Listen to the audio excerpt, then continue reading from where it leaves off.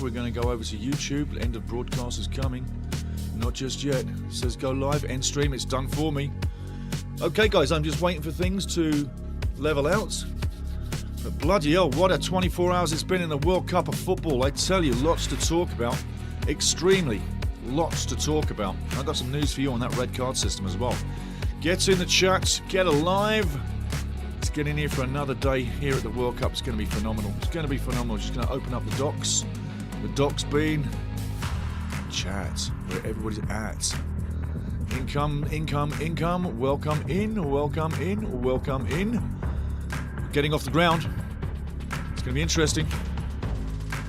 Spain, Portugal. Who's going to go through today? Anybody interested in that red card? I've got some literature we can read for you. Done my homework today, my journalistic work has been completed. I'm going to read it to you. It's better to read it once I've written it than to foul it up afterwards. But yeah, we're going through. We are going through. Going to move that out of the way. Keep the music going. But it's literally the watch long. Get in the chat. Have your say. There's going to be lots of great fans. Good morning, good afternoon, good evening. How you doing? I'm wearing my Portugal outfit today. Portugal.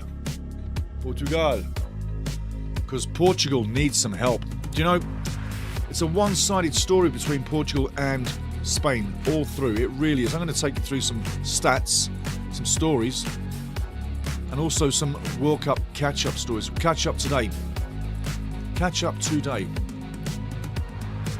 Just 1 second, moving that around. I want to just check something out. Would it be easier to do that? Let's go here. Yarabamba, how you doing, buddy? Yarabamba's in the house. I am more Portuguese than you, Saviour. Woohoo! Well, buddy, it looks like I put the right shirt on today. I thought, you know, I've got a few Portuguese shirts I can wear, but I thought this one's going to be the one today. Yes. Kevin, how you doing, buddy? Hi, Stevie. Hope you're well. I am, son. I am. I can tell you this. If I'm feeling a little bit fatigued, just a little bit, not much, just a little bit, I can't imagine how all those guys on TV, radio are. They must be exhausted. They must be getting sick of this tournament because it's working them out. It's working them to the bone. And they'll be glad when it's over so they can go home and relax. Well, I'm lucky. I built this to stay in one place. The travel time, 0. Maybe from one room to another room, maybe one desk to another desk, that's it. No travel time. So have a little bit of thought for all those exhausted commentators. I'm listening to them at night and they are dragging their asses out of the UK talking these games, I tell you now. It's not a good look. They should have brought all those commentators to the US, to Mexico, to Canada, to acclimatise with the time of the day and sound a little bit more alive than dragging their asses and having a problem at 2 a.m, dragging their asses. But anyway, Yarabamba, if Portugal wins, my city will be nuts. Lots of Portuguese live here. Where's that, brother? Where is that? Where is your city, my good man? And let's put it this way. I'm wearing this shirt because Portugal needs some love. They need some love. They need some support. Because if you look back in the history, it's all pretty much Spain in the past. So we need to get some love into Portugal. And you got to say it. My man, Ronaldo, has to figure in. He has to figure in. If he can figure in, then we have a chance. And I say we because you know I love all the teams. I had my fun last night. Mexico, England. What a match that was. And what an effort that was by England against Mexico. And that brings me to the point.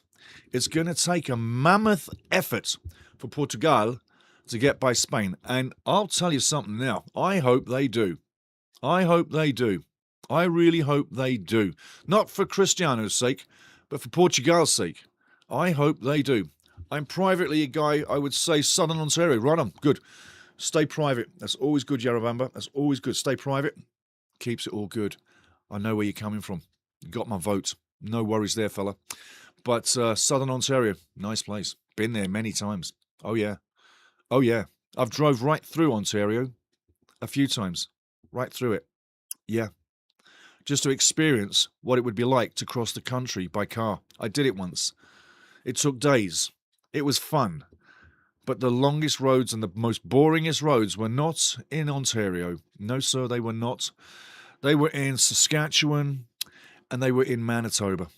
Straight roads with nothing on either side to look at. And cities so far apart, it was a mammoth task to go between the both. So, Ontario, when I finally got to that border, driving through it, it's like, wow. Twisty roads. Trees. Population. This thing looks different. So the first couple of days was quite boring. Get out of BC, lovely mountains. Go through Alberta, which is the start of the boredom. But at least Alberta's got some rolling hills, yeah? No, I'm not in BC. I'm in Alberta. I'm near to Calgary. Not far from Calgary. Not far from Lethbridge. In between Calgary and Lethbridge. And I love it out here. I love living in Canada. I really do. It was different when I first moved here, 1993. But I love living here. I really do. It's a fantastic place. And honestly, if you look around the world, there's a lot worse places you could pick. Absolutely, absolutely. But anyway, last night's mayhem, England, that performance, that kind of will not to lose. That's what Portugal need today. I honestly hope that Bruno, Cristiano, the rest of the guys, Diogo, all of them can get through. And a note, Diogo Jota, that passed away so horrifically in that car crash quite some time ago. That's another little reason why they're trying to win the World Cup. I'd say it's a great little impetus. It's a great memory to have. And a great player gone by. And a tragic accident, absolutely. We all remember that deadly scene. So another little bit of why Portugal needs to win today is for Diogo. The remembrance of Diogo. Let's hope that spurns them on. But I'm telling you now, they're going to have to give the fight of their life. They're going to have to battle every second. Espana's not coming in to lose. They're coming in to win the whole thing. I'd love someone to take them down. It would be no finer experience from the Iberian situation than Portugal taking out Spain. Will it happen? Will it happen? Yarabamba, Bruno Fernandes singing the hymn vividly. I tell you what, he's a great guy. Loves his country, doesn't he, eh? I'm going to bring up that mess of a TV station not far away from your neck of the woods. Yarabamba. Okay, let's get into familiar foes, Spain and Portugal. I'm going to go multiplex view. And if you notice, nowadays, I've moved the camera out of the way. I've got a camera right here, one there, one there. Young kids singing the anthem as well. A lot of focus in that squad right now. Cucurella's one I really like as well. I love that guy. I think he's fantastic. And the scene when they have these flags unfurled is absolutely phenomenal. I really do enjoy that. Really do enjoy it. Well, let's see where this one goes. Spain, very focused. Business-like Lamal there, super talent. They do have some issues to get past Portugal, but it can be done. And there's two ways to look at it. It can be going long. It could be going to the penalty kicks. What does Portugal set out as their main focus? I'm watching the game right now with you guys, live as is. What is their main focus? Is it to win? Oh, look in the camera, Cristiano. Look in the camera. There's a camera. Look in the camera, son. But Portugal, are they going to take this in 90 minutes or are they going to look for penalties? Two ways to look at it. Coach's big embrace. The Baldies collide.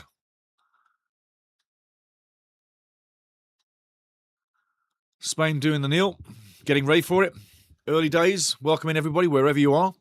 Kevin Babs, Diogo, yes, Diogo. Leonardo. Sorry, Leopard B. Hi, Stevie, another day of drama. Yesterday, all my predictions went correct. Beautiful, son, beautiful. Today, it's got to go the same. I'm hoping for Portugal. Money's on Spain. Hoping for Portugal. Let's say this much. You want to put your money on Spain, people. And Anthony is the referee today. I'll get you through your torrential people in black. Anthony Taylor, the one posing in front of the camera like a numbnut idiot. That's Anthony Taylor. Gary Beswick is the linesman. Adam Nunn, he's not a nun, but he's a linesman. We've got a fourth official. Now, when you put England and Germany together, something's going to go wrong, right? So you got officials on the field from England. Fourth official is Felix Zweier from Deutschland, Germany. I'm taking a piss because you all liked hearing Turkey. What a load of shit that was. It's Turkey. I only do that to annoy the Turkey fans. And I'm joking, obviously. Reserve assistant referee Robert Kempter from Germany. Video assistant referee Bastian Dankert from Germany. Assistant VAR number 1 Antonio Garcia from Uruguay. And assistant VAR Marco Di Bello from Italia. See, Italy's at the World Cup.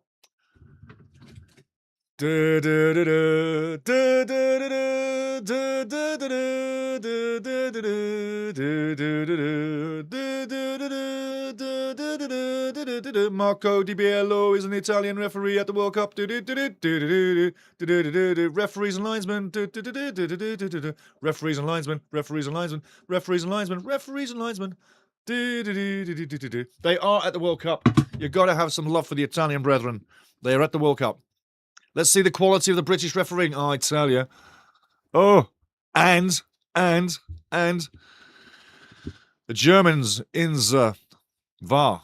Let's see what happens there. Nice scene, lovely scene. Portugal in the traditional outfit. Spain in surrender white. Surrender white. We're going to surrender. We're going to surrender. We're going to surrender. Portugal's going through. I would love that. How's that man holding that bottle? Limp-wristed bastard, eh? We're in for some fun. La Fuente, done a great job since he's been there. But Spain can be beaten. And they can be beaten with this. This is how you beat Spain. You use your brain. Football is a thinking man's game. If you can think, you'll be a man in the game. Cristiano, Lamar, the big players of the day. Young versus old. Very young versus very old. Yes, absolutely. Kevin says, my money's on Spain to win in extra time. I think that's a good bet, to tell you the truth.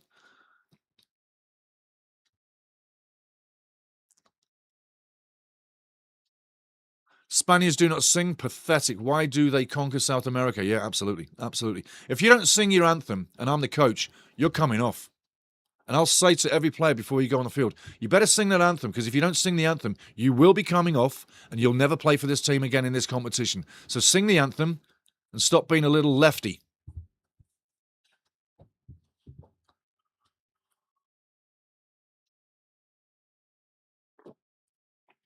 Oh, that's a great cup of tea. One more time, we're in it. It's going to be cat and mouse, guys. It's going to be the typical European flavour for this. What can stop it is an early goal.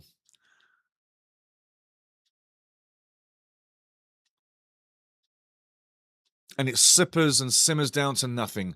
That's the pressure that Spain are going to be putting on them.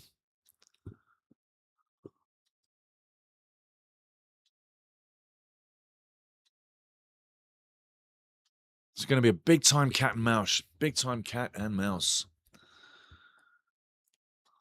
Lamar, skill to burn, that young guy. Skill to burn. And reads the game so well. For a young head, he reads the game like a veteran. Absolutely. But yeah, like you point, Alabama, Spaniards do not sing. Pathetic. And you look how the Mexicans and all the South Americans sing their anthem with gusto, yeah? I'm always disgusted with people that don't sing their anthem. It's like, you were born there. You were raised there. That country is bigger than you're ever going to be. You can be the biggest player in the world, but you'll never be bigger than your country. You'll never be bigger than the game. You'll only reach a certain stature.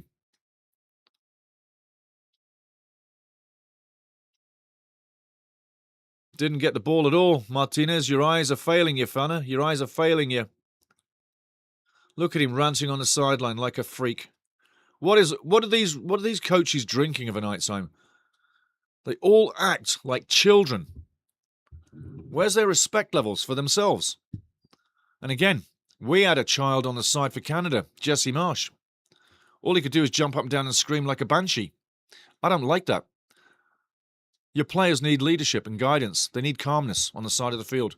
It's not portrayed by a jackhammer jumping up and down. Yeah, look at the fat suits. Not even watching the game. Not even watching the game. The fat suits, look at them. Fat FIFA suits, not even watching the game. Come on, Portugal. Time to get on the board. Time to do something you haven't done in a long while. But referee Anthony Taylor Yeah, not my favourite. Shot coming in. Nice. First gather. Diogo getting his hands around it. Got a nosebleed. Get off the field then. Get off the field.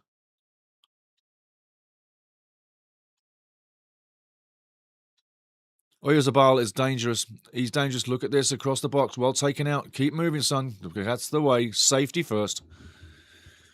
You don't want a tic-tac-toe in your own box against Spain. They'll probably take it off your score easy. Let's see the quality of the British refereeing. What quality? British referees, in my opinion, were far better before VAR came in. They were more responsible within the match. They took responsibility for their decisions. They made less terrible calls. And they didn't stand back and go, oh, I'm sorry, players.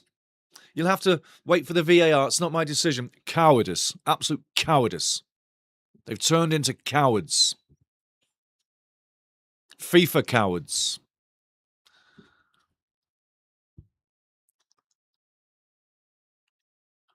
Leopard Mike, Spain and Portugal both have similar strength and weaknesses. They do. Both their defence are weak. Can be. Spain's better than Portugal, I'd say, on average.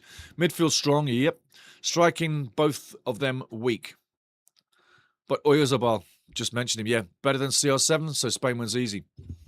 I think that's a bit of an ask. I mean, Oyarzabal has basic sort of strengths, but I think there's departments where Ronaldo can still beat him. Up in the air, I think Ronaldo's got the aerial game better than Oyarzabal. On the free kicks, I think Ronaldo still has more to offer. But in front of net and movements, yeah, Oyarzabal's got Ronaldo. Because Ronaldo's getting older. That movement's still not bad. But I'd say between the two, they have strengths and weaknesses against each other. But I certainly would still hold respect for Ronaldo in some areas. And he has scored at the World Cup too. But yeah, Oyarzabal, he scored a few at the World Cup too, making his name. But this is the time to put them down. Vitina, what a fraud, says Yarabamba. It could do, Yarabamba, says Kevin. I see this dragging to a tie for 120 for real. I do too. Like I said on the head, I think we're looking at a real chess match, Euro style. There's a lot of rivalry between these two, let's face it. It's an imaginary line. Yes, a border is an imaginary line that separates these two countries. Where did I hear that first of all? Well, I heard it through the transcript of a court case. And it was a court case with George Young, who was a pilot. And he was a pilot for one of the big cartels, Pablo Emilio Escobar Gaviria, Cartel de Medellin, the Medellin cartel.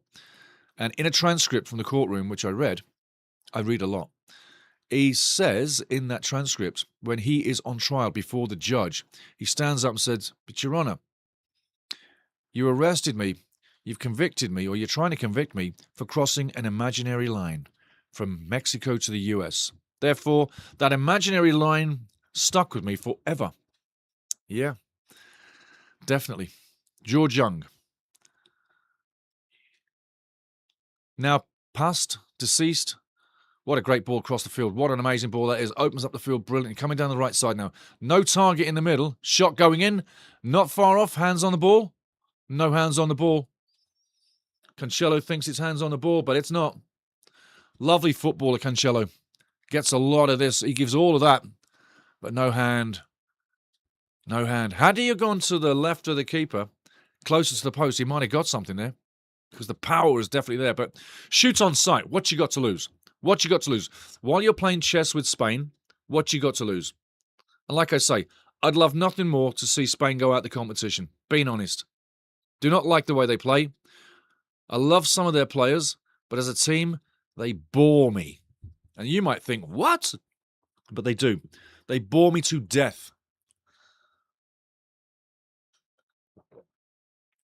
But again, I'm going to say this much. I'm so lucky that you guys are there. I'm so lucky to share time with you because a World Cup is not to be alone. A World Cup is to be with your mates. A World Cup is to be with a chat. And I'm totally with you guys, so keep it coming. But I do agree with what everybody's saying so far. This does look like it's a slow burner. Offside, is he? And he puts it wide anyway. There's your Oyarzabal. Oyarzabal. Missing. Take a look just by the Nats knacker onside. Just onside.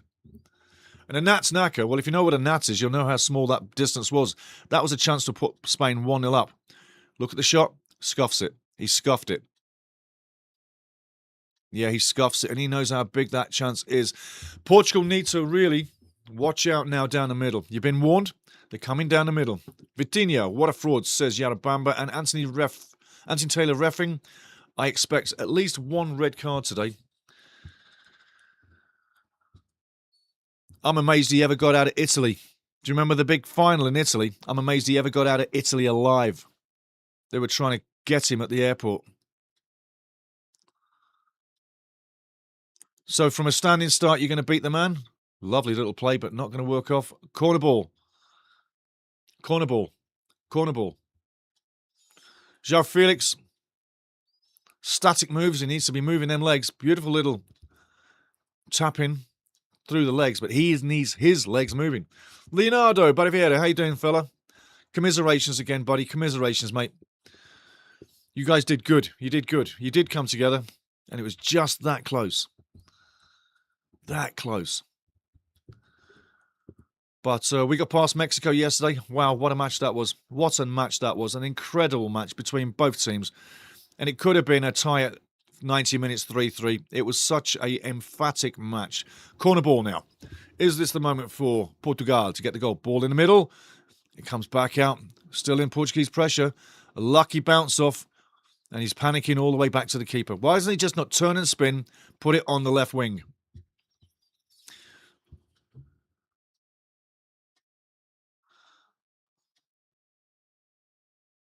Give Portugal fair credit. They really are standing up at the moment, but can they stand the pace all game long?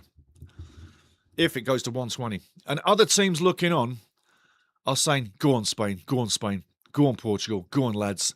Play 120. Wear yourselves out. Go on, lads, go long. Any team that puts another team to bed in 90 minutes will be having fun. Extra time is going to wear your legs down. Keep playing extra time and penalties. You'll have no legs for the final.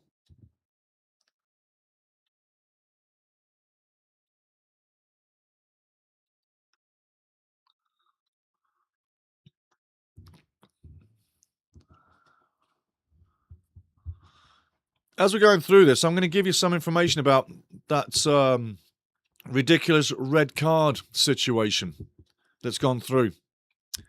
No, I'm not against the USA. You all know that. I'm not against any team. I'm against anybody that cheats the world of football. There's one guy, his name is Donnalisa Trump. And the Donnalisa approached FIFA, and now Balogun's red card has been suspended for 12 months. Let's talk on that one before we move off. 12 months, what does that mean? Well, it means exactly what you're hearing, 12 months. Under what jurisdiction? FIFA. Shot coming, can he do something here?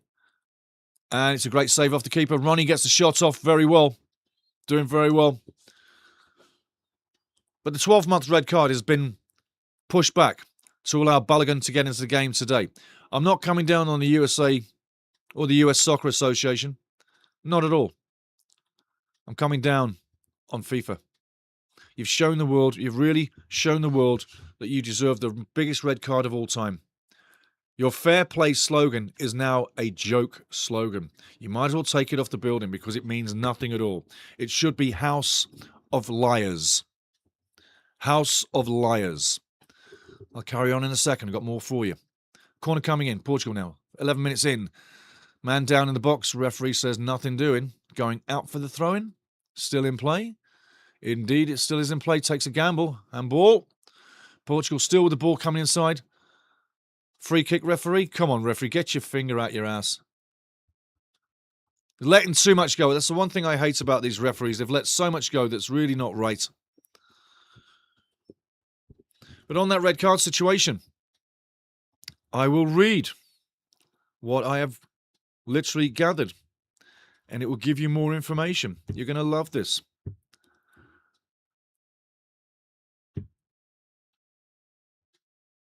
Thank you very much. Under the standard 26 World Cup FIFA regulations, no formal appeal process for a straight red card or the automatic one-match suspension it carries. There's no appeal for it, okay? A red card automatically leads to one-match ban, yes, under Article 66.4 of the Disciplinary Code. I'll read that one more time. Ball through. A red card automatically leads to a one-game ban, Article 66.4 of the Disciplinary Code, and teams cannot typically challenge this via standard appeals, okay? This aligns with what I told you earlier, guys. And earlier being a couple of weeks ago, before the tournament started up. I read out all the rules before the tournament stood up that they changed and brought in, including hand in front of mouth for red card situations. I included that as well. Reading on.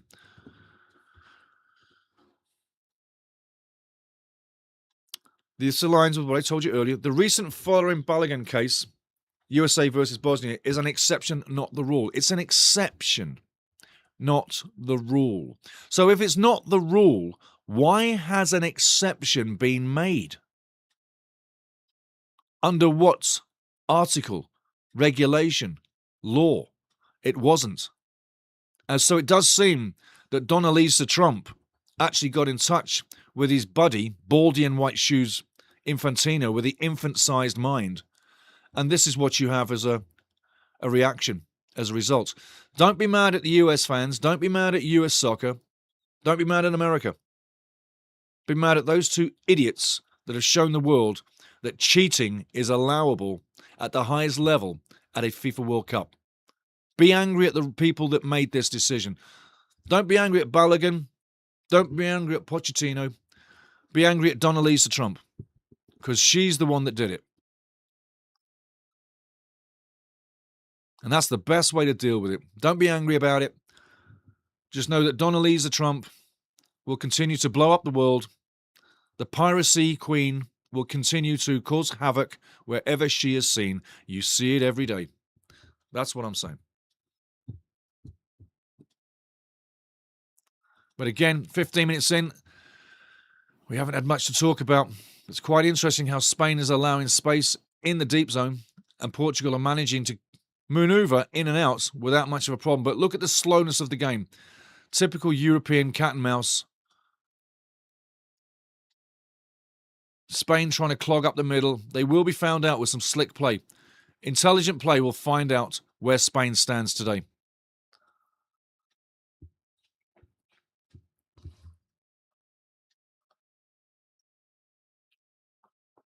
Linesman not even up with play. That English linesman not even up with play. How can he tell that's offside or onside? He's not even level with play. Embarrassingly 10 feet behind the play. Not even level with the play. Why is that linesman not level with the play? So if you ever wanted to think about technology in a good place, the rabbit machine was designed literally 50 years ago to run down the line and run the line. And that's all it was there. Not for fouls, nothing else. That was down to the linesman. Sorry, the referee. But there's a rabbit machine that used to go down the line. They trialled it in the 70s, late 70s, early 80s, to run the line for offsides. That was able to keep up with any player. These referees and linesmen are not. They're too old, they're not fit enough, and they're doing a job they cannot do. And if you're not level with the final defender, you can't run the line. Ball in, great corner. Well headed out there. Chipped back into the box. Cucurella with the ball into the middle. Got to be number one out here. He does pick it up. Number one out here gets the ball. Into the box. Danger, danger, danger. And again, Spain marauding around. He's offside. Well done. He knows he's going to be offside. Lets it go. Ask why you play the ball to me if I'm offside. Well played. Let's see Spain argue between themselves. That will be lovely.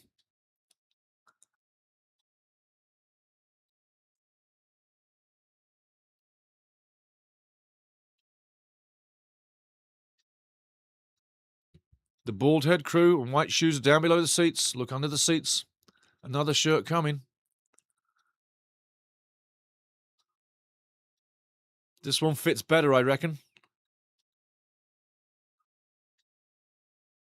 Help me. He's like, can you help me? Jeez, man. Get out of bed in the morning. Wake up, buddy. Wake up. If you can't put your shirt on, what can't you do as well? My life.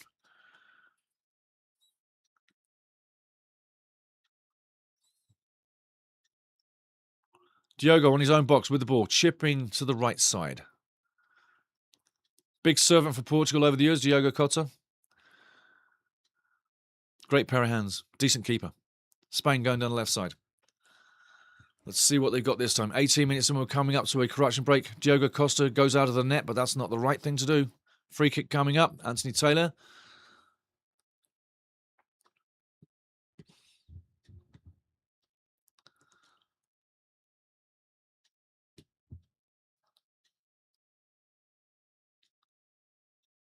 Real battle going on there.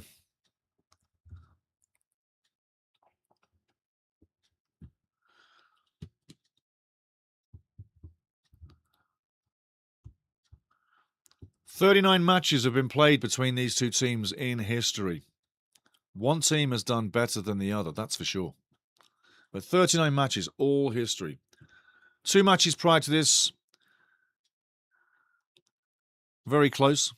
But again, Spain literally has the handle on it. 18 times Spain has won in 39 matches. So nearly half the matches Spain has had the upper hand historically. There's been quite a few draws. And not so many wins for Portugal. 7 wins, 14 draws. So they have won, and they can win.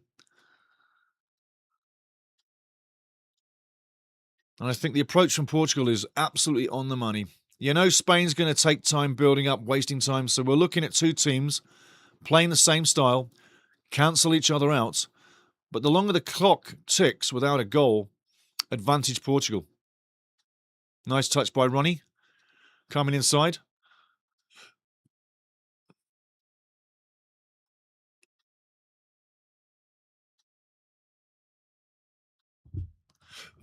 Excuse me.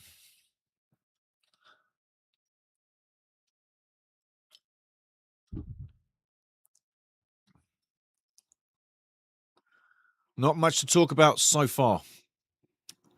Offside for sure. And the flag comes up. Ridiculous refereeing. Get that flag up straight away. It's absolutely numbnuts, asininely stupid, this delayed flag situation. It does nothing for the game. And where's the time that it takes to reset? That's never tacked on. It's absolute time wasting. The clock needs to stop in between the flag. You want time to be time and stop wasting the time. And again, your VAR decisions, when does that get tacked back on? VAR, when is it tacked back on? You take 2 minutes to take your decision, but when is that tacked on at the added time at the end of every half? Whether it be the first, the second of regular time, or the first or the second of extra time. But the time's not tacked on. That time disappears. They do not account for it, but they waste the time. And too much time is wasted. We see less and less football all the time. In the future, we'll probably have 5-minute halves.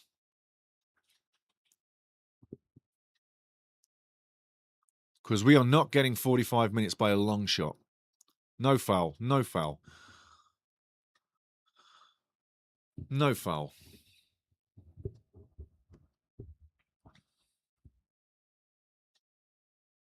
It's not enough there to have taken him down. Easy call for the ref. He must be a Spain fan. Somewhere. Yeah, a little kid wigging out. Okay, we're going to throw the dice. We're going to shoot the dice down the road. Spain's going first. Okay, Spain's looking good there. Portugal. Yep, as expected. This looks like it's Spain's day. Ball coming in. Beautiful free kick. Well repelled again. Long range shot going out for the goal kick. Bangs it off his own guy.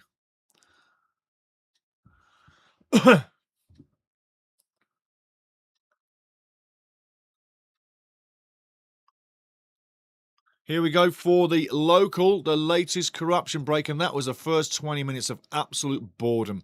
There was nothing there to really talk about, nothing there that you really want to talk about. It was a nothing's first 20 minutes.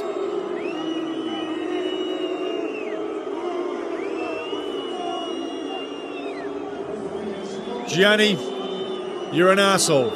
You're an asshole. You're an asshole. Gianni Infantino, you're the biggest asshole I've ever seen. You're an asshole. Oh, you're an asshole. Din, din, din, din, din, din, din, din, din, din. Take your money and run, you disgusting little man. Disgusting wee little piece of garbage. Take your money and run.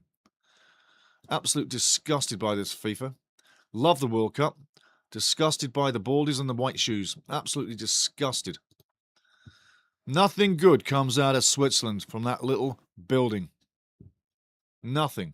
And Trump, Don Lisa, another asshole in my opinion.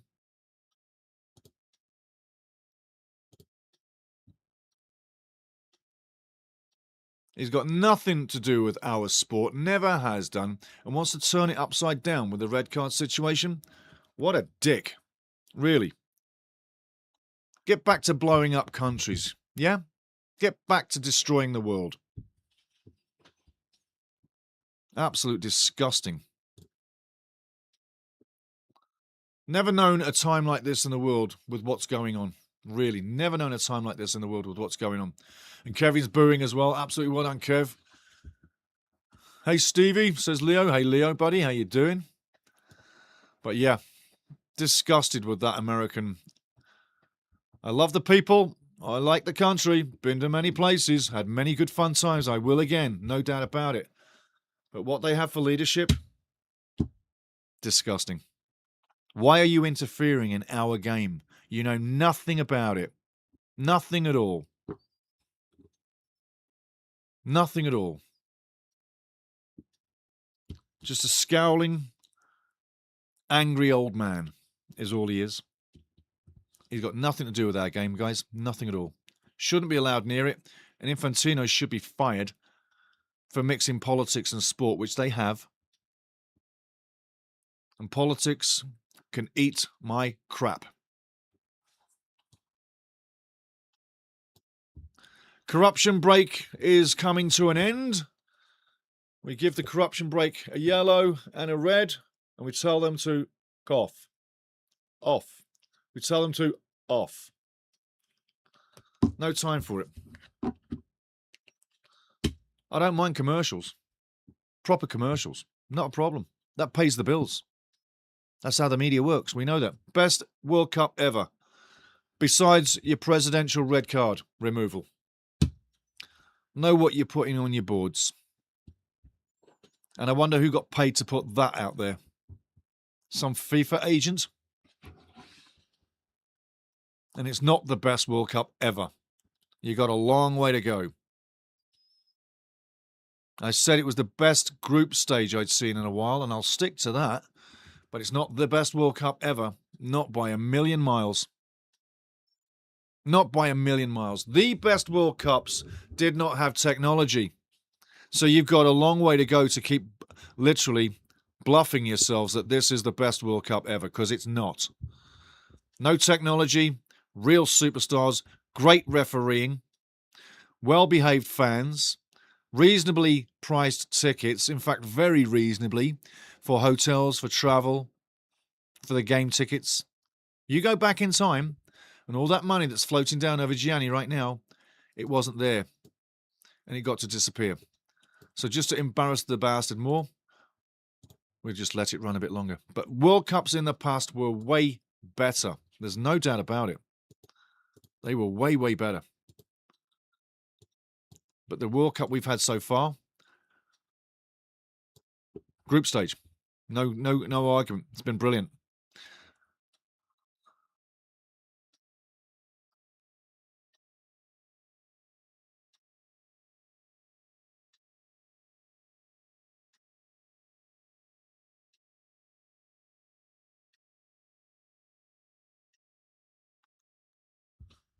I hope you brought your sleeping bags with you, because I think you're going to need it, guys. I really do, especially you guys over there in Europe where time is late, and obviously Eastern Europe where it's even later. But I think you need a sleeping bag because this is quite the snooze fest. I think I'm falling asleep myself. And thinking about people paying big bucks to watch this. And this is how I feel every time I watch Spain. They bore me to death with their system. They've got enough talents to keep moving forward as an attacking monster, but they don't. And they could outscore you on a field day. No doubt about it. But yeah, this is like watching paint dry at the moment. It's really not interesting, is it? But you knew it'd be like this. And I said minute 1 coming in, it's going to be a slow European boring match. And this is exactly what we've got so far. Well taken out, double teaming it, brilliant play. Lamal thought he was on his way through, clutching his face. Well, maybe he needs to keep running. He'll get his chances. The game wasn't built and lost in a second. Lots to do, long way to go. All totaled throughout time, Spain has nearly scored the double amount of goals.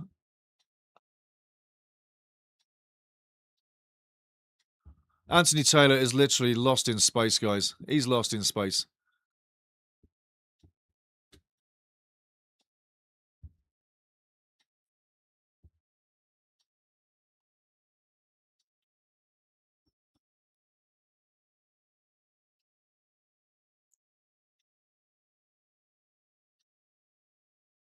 Great tackle. Keeping it to the minimum. Beautiful tackle there. Beautiful tackle. Beautiful tackle. There's been 2 matches between these pair in the World Cup. Before this one. Both were draws. I imagine this one could be a draw too. It is a World Cup.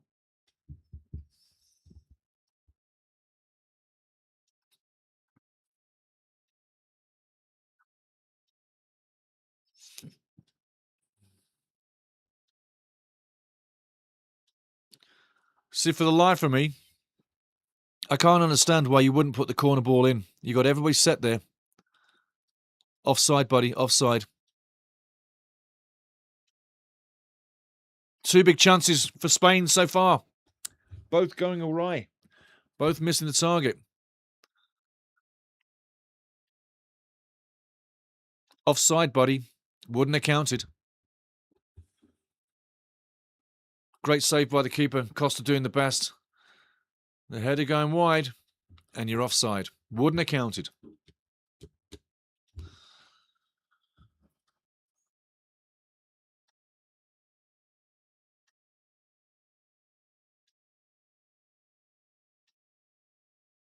Ronnie getting nobbled. On his toe.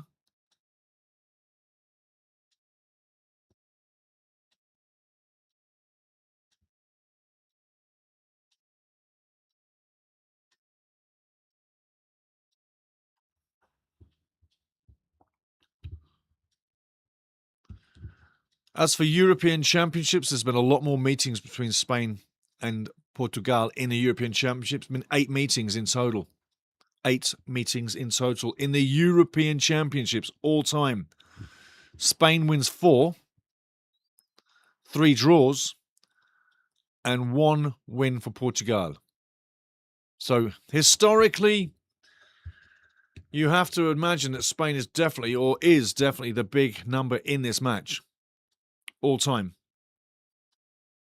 But they are there to be beaten. They are not world champions. They are there to be beaten. They can be beaten. And if you have a team that's literally going to be very defensively minded and sitting back, you're asking to be kicked out of the tournament. Portugal, you got to stay on the front foot. Don't rely on sitting back and soaking up the pressure because it's not working for you. 2 chances so far that could have been in is an indicator of why you shouldn't be sitting back. You're invoking the pressure on yourself. It's going to come down on you, and eventually Spain will put one of those little tops in the back of the net. It won't take that long. And once they got the first goal, to me, once they get the first goal in, Spain, if it goes that way, Portugal's got a real issue. And they'll have to up their game. and leave spaces, leave holes and leave pockets in the back. And Spain will just execute in the space. So important not to take a goal and important not to sit back all day long. I know they're going to be under pressure and Spain's a great footballing team, no doubt about it, but you've got to keep moving. Lamine puts the ball through cleverly in the box, and I tell you, another time Portugal have been stripped bare through the lines.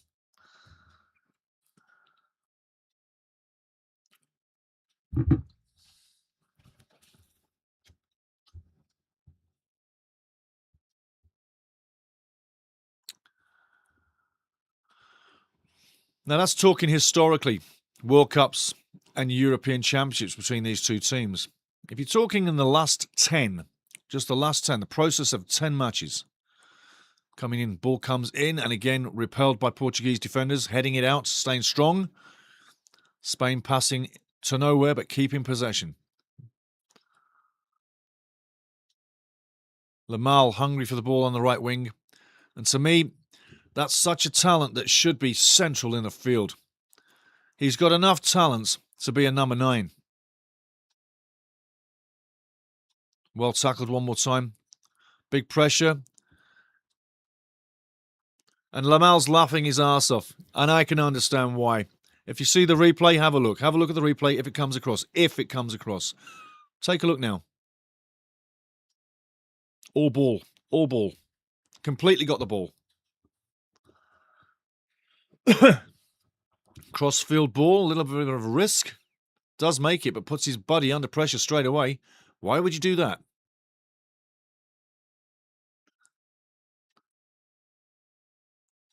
Quickest way to defeat this press is to stay on the ball, one individual, not around the defensive area. But once you get wide or upfield, if you're under pressure, quickly twist and turn, beat your man, you'll be through the line, then you've got one line to go. Don't go east to west, go north to south, twist north to south, go through the defender, through the line. Defender is anybody on the other team, anywhere on the field. But twist north to south, inside to field. Keeper's got it all day long. Well done, Diogo. Twist north to south, inside to the field. Don't go to the wide side, go inside. Like I say, the dribblers of the world, you'll see these goals once in a while. You'll see a guy dribble through one line, then dribble through the second line, and he's up on front with the keeper. You have to have unorthodox manoeuvres and tactics to go against Spain. If you want to unlock them, don't do what they do. And we're seeing this generic style football that all teams play. East to west to set things up. If you go north to south with skill, and a player like Lamal in the middle would be able to do that. I'd love to see Lamal go inside, not on the wing, and really show his strength.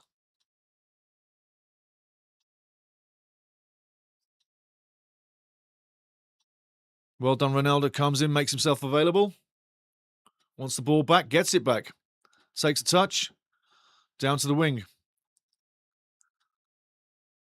Referee, action off the ball. Maybe a card coming, maybe a card coming. Ball to the left. Ronnie was wide open. You didn't give it to him. Ronnie was wide open on net, and he wasn't delivered the ball. Fernandes now with the ball. Sees his man. Can't cross it. Comes inside, goes outside. This is a match where Bruno Fernandes needs to be on par. And Ronnie nearly gets one in there. As he had more power, that goes in. Unlucky Portugal. It's opening up slowly.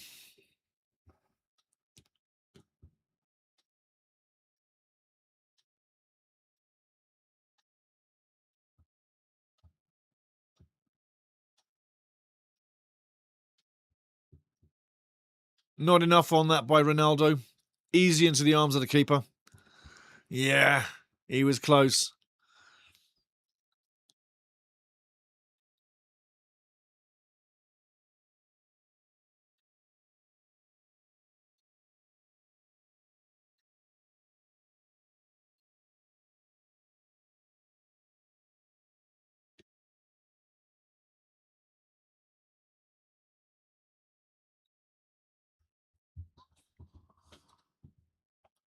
Man down.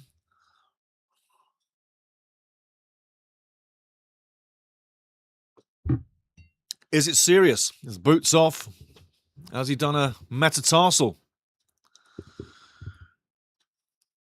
These boots offer no protection. They're slippers. They offer you no protection whatsoever.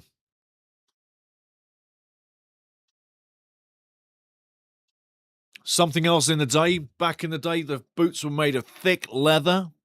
They offered you protection on your toe.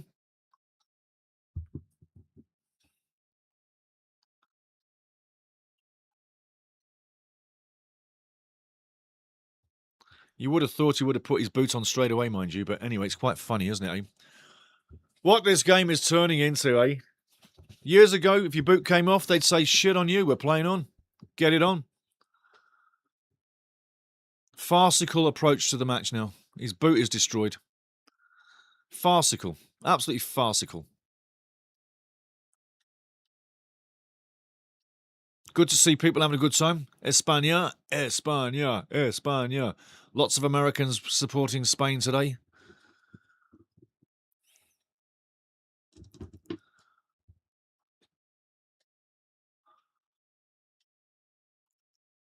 And he's been nobbled again. And someone needs to have a word. That needs to be stopped. Get your card out. Get your card out. Do your job.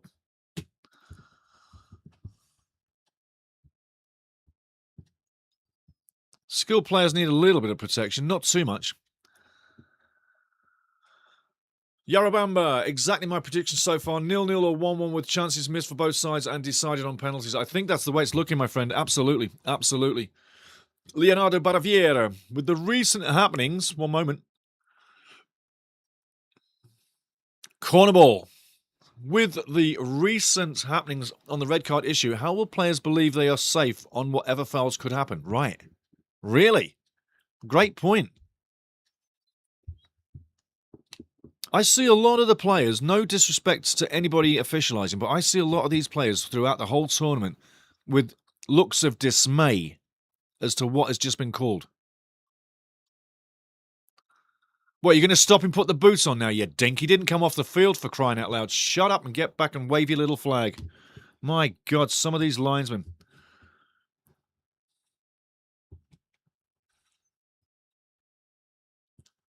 Put a dress on him.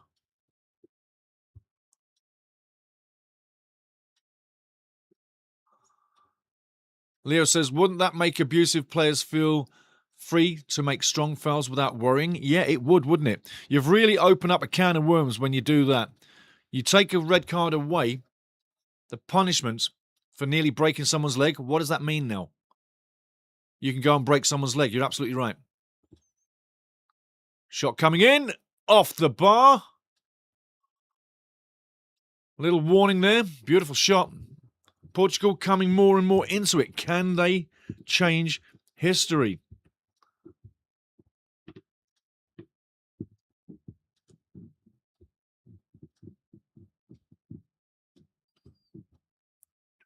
Unfortunate, hey? Unfortunate. How unlucky can you be? Portugal plugging away. Looking good. They need that goal. They need that goal. Time is a ticking. Here comes the throw. Nice long throw into the box.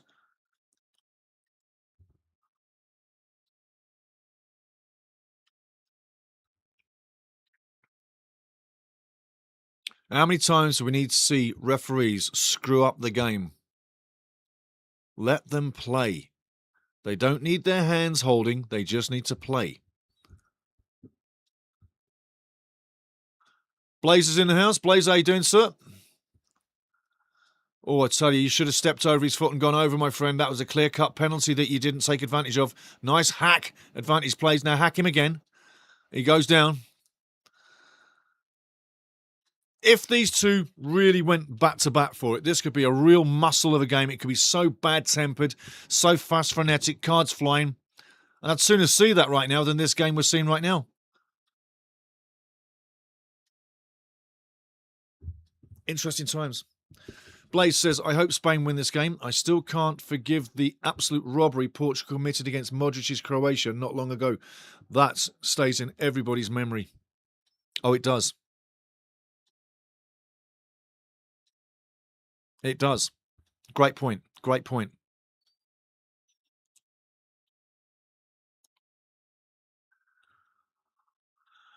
Coming up to the half. Nothing in between it. But Portugal's so in the match. It's good to see.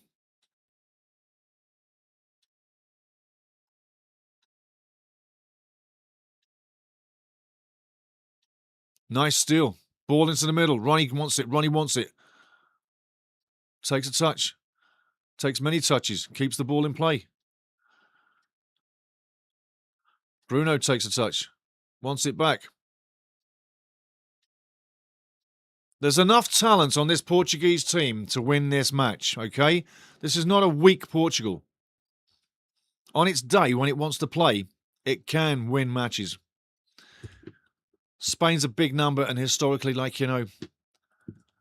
only 7 wins in 39 matches for Portugal all time. But the last 10, 3-4-3, shows a better showing for Portugal than in all of history. So literally, recent form, Portugal's level pegging. Can they stay there?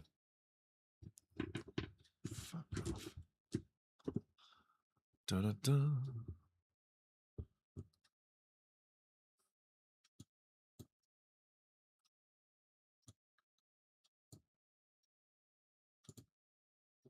Later today, coming up, big match, USA taking on Belgium. Donnalisa Trump has already put her fingers in the pie with the red card. The whole world is disgusted with Donnalisa Trump.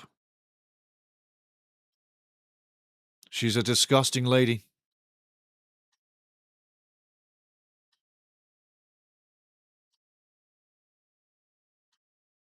Had to put her fat fingers in the pie, didn't she? Where they don't belong. Donnalisa Trump. Scourge of the Football World Cup. Shot coming in. Way off target. Way off target. 6 minutes. Now, I'm asking you this.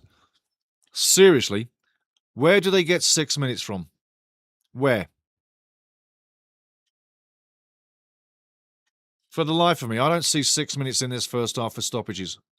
It hasn't been that frenetic. No saves. No saves. There's no goalkeeper in that crew.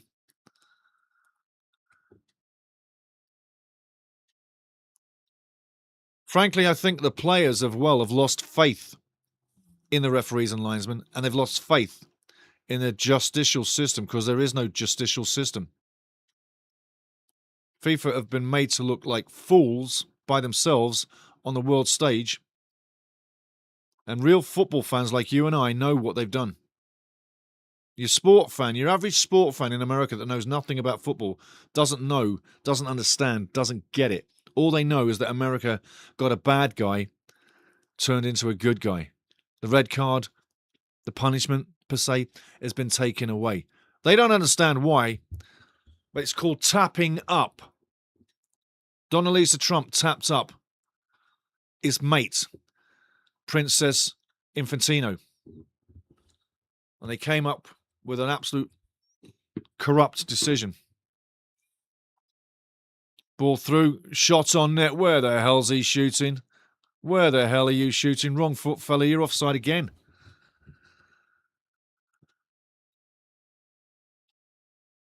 Miles offside. Miles offside.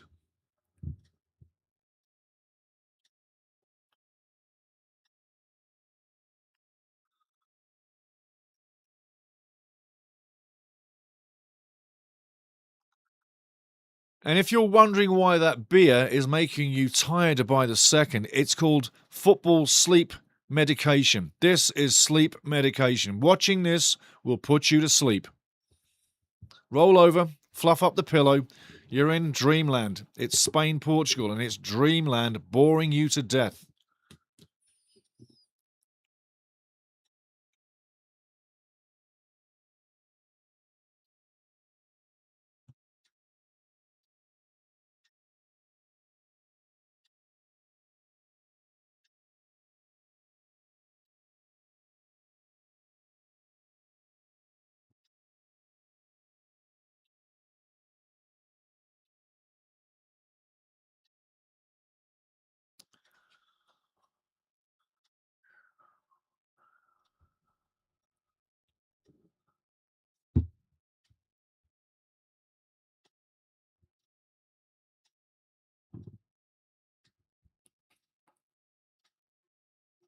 Well defended one more time.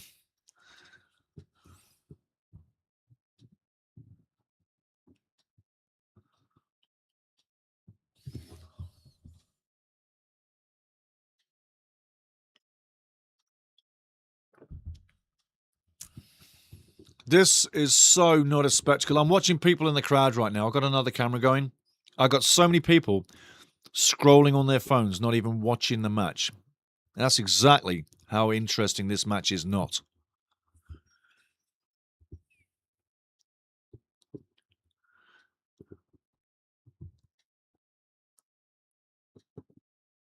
Kevin Babs, at least 4 minutes for him to get his boot back on. I know, it's crazy, isn't it, eh? It's crazy.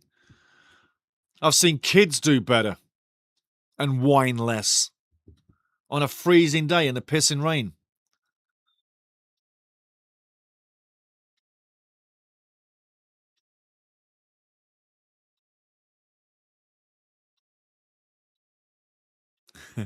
And Kevin adds, and he's so right, I've seen golf games move quicker than this. Ha ha ha. Absolutely.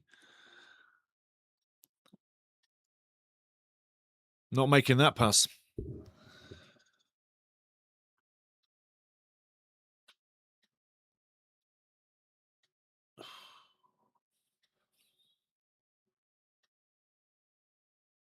This has to be the most boring match of the World Cup so far, I've got to tell you.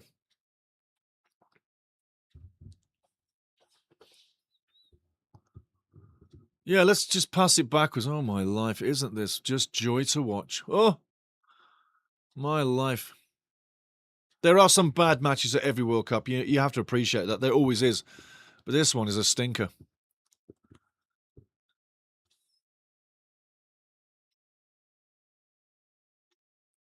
Tonight's going to be interesting. USA, Belgium. That's going to be very interesting. You can see the USA is going to be full of energy. Belgium not firing the greatest. Still a top 10 team, but not firing the greatest. Look how easy that guy goes down. I mean, geez, man. What a wimp. Playing for the card, playing for the call, playing for the foul. And that's supposed to be inside the box. Like, what the hell is going on? Where's the line? What the hell is that linesman doing? Where was the offence? Not even close to the edge of the box. Deep into the box. Linesman standing there, numbnut,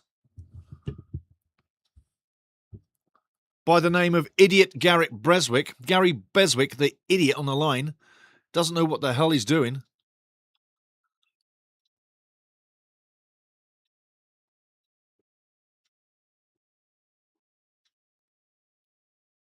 And Adam Nunn, the other guy, couldn't keep up with play. Half time is done. Wow, that was absolutely the worst football half of the World Cup. Nothing there really that you wanted to get into. Absolutely training match, boring as. And the crowd literally got nothing out of that. That is absolutely boringo. 0-0 at half time, and I saw nothing there from Spain. Nothing really from Portugal. Some half chances, but nothing really what you would say would alert you that this is a cracking match. Not at all. But like I say, tonight coming up, USA, Belgium. It's going to be interesting. Could be the day where Belgium think they might be going through, or the USA. But it's certainly a day where the USA think they're going to take out Belgium. And is it the day where we have no more hosts in the World Cup? No more hosts in the World Cup. And the quarterfinals and the semi-finals and the final will still come. Will that knock down ticket sales? There's still many, many tickets unsold for the knockout round still to go. Many unsold, okay? But who goes through? It's interesting. They should go to penalties right now, absolutely. It's absolutely a bore fest, isn't it?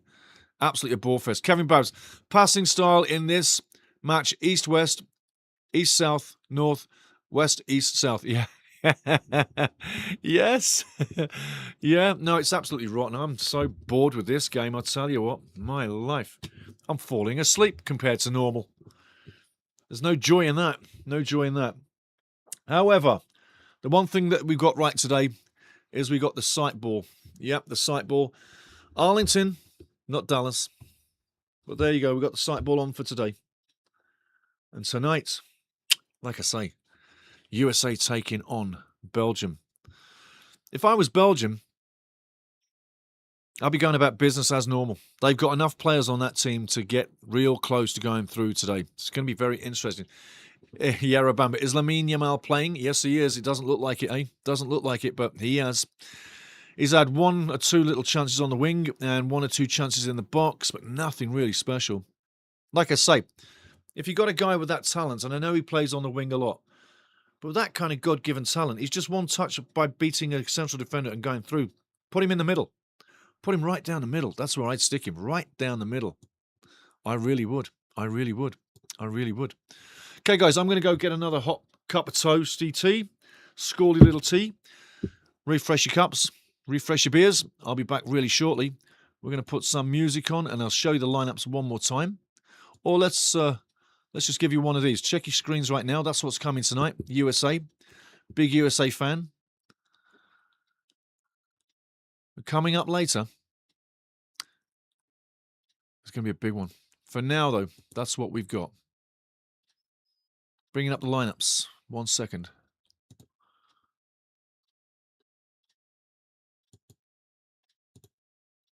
There we go. Checking your lineups. We're going to give you some good old music while we're here.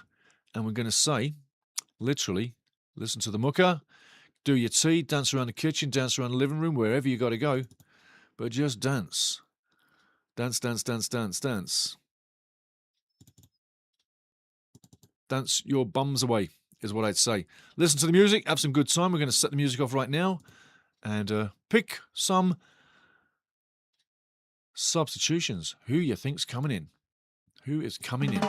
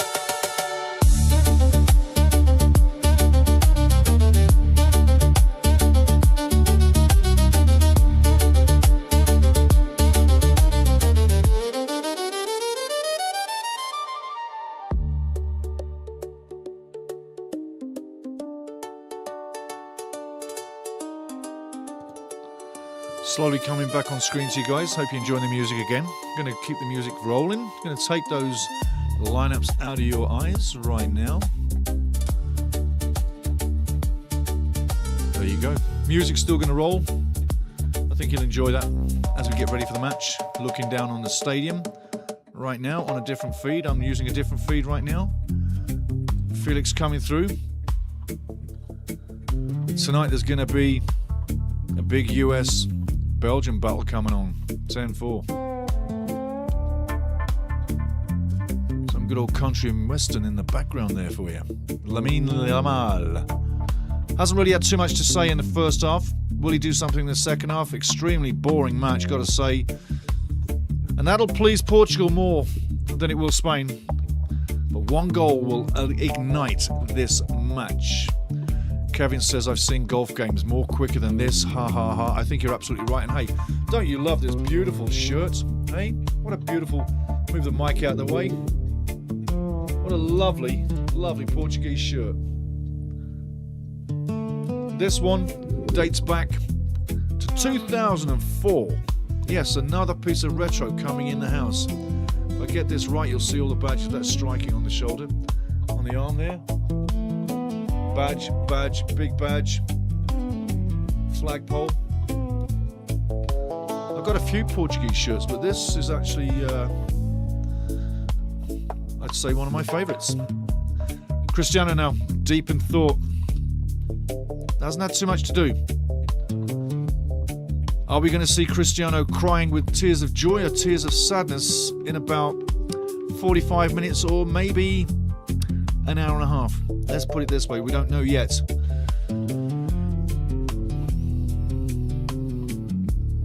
A lot of people not in their seats, a lot of empty seats in this building for the second half kickoff. Should be in there. Anyway. Back on Game Live, and we'll just take out the music. 1, 2, 3, nice and slowly.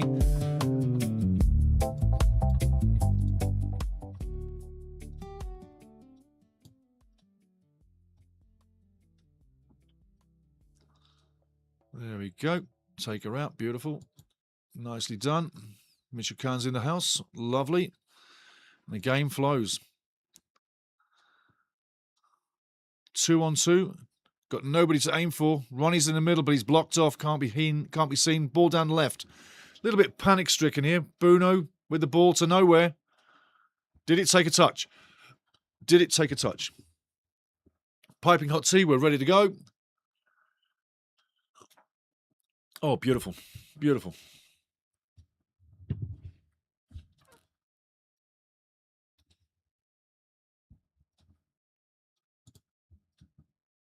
Just going to do something here with the TV stations, guys. Give me a second.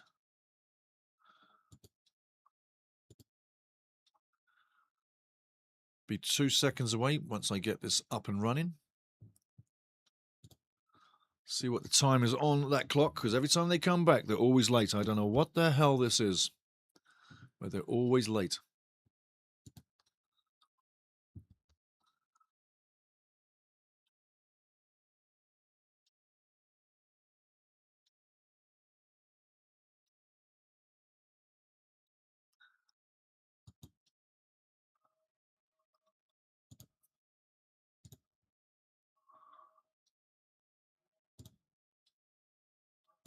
No, I'm not. That's not good enough for me. They are just so behind time. This is ridiculous.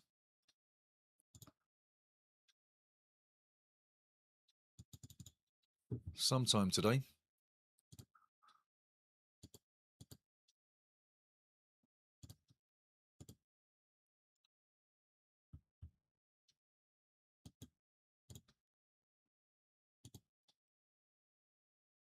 We'll get there in a second.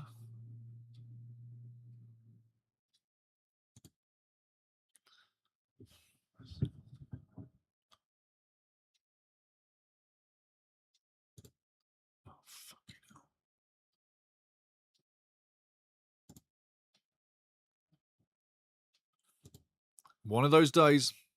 Technology's not being my friend at the moment. We will get there. I tell you, we will get there. I think TSN is the biggest bag of shit for online sports I've ever seen in my life. Absolute garbage system. I tell you what, One Soccer's got a better delivery system than them big TSN wigs. One Soccer, a tiny little company. 4812. How is Google ahead of this game? It is absolutely amazing. Keeper comes, collects, no problem.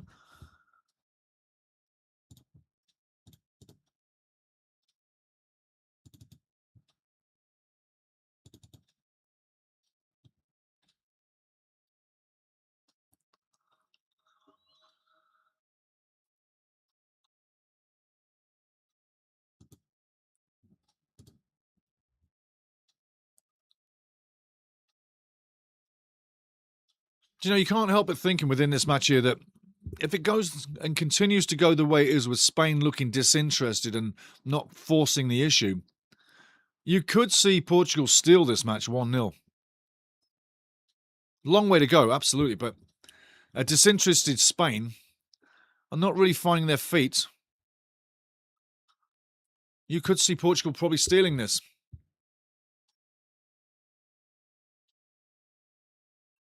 Definitely a physical battle. Definitely a few youngsters on the Spanish team, but if they don't start working hard, Portugal could do something here. Lamal, again, one-on-one. Free kick going against him. Eventually, he's tried this a few times today, the one-on-ones. He's not having any luck. He needs speed with the ball to go past people. Just like Rashford for England. Constantly running into people, constantly giving up the ball in the final third, constantly having the attack peter out to nothing. He's got to find pace with the ball. Receive it running, keep running, moving with the ball running, and away you go.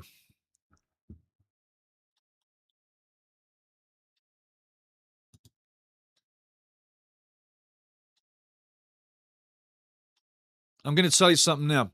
TSN, I've got one channel where the time is 50 minutes 20, another channel where it's 49:38, and Google is a full minute ahead of that second channel. That is disgraceful service. How can you be a full minute behind the times? Absolutely disgraceful. People are paying for this and they probably don't realise they're behind time.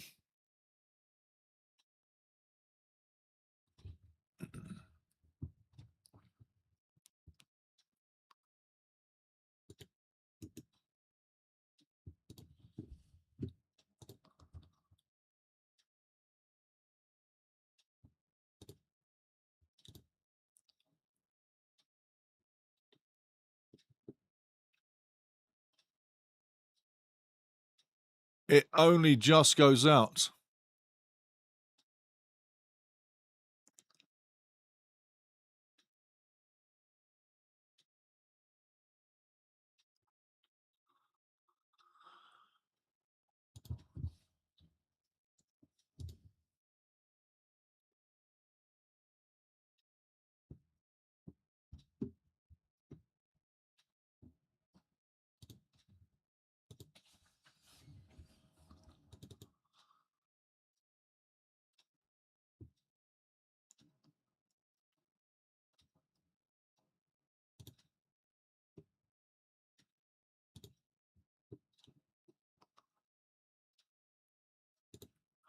Okay, I've checked out another system. We'll see how long this one takes to get up and running, see what the time is. But literally, they've got different clocks with different times on. None of these links at TSN is on time. Google clock monitoring the match is at least 5 seconds ahead of the match. So why are people being delayed feed? Why is there a delayed feed? This is not live. We're paying for live, but we haven't got live TV. Just saying. So if any of you guys in North America experience the same, or you don't even know it, just realize you're not live. You're delayed. Handful of seconds, but you're delayed nonetheless.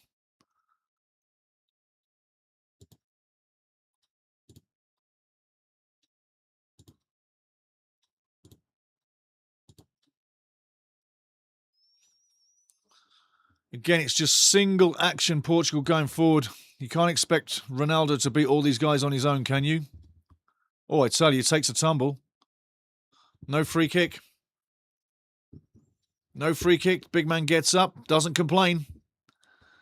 Is what it is.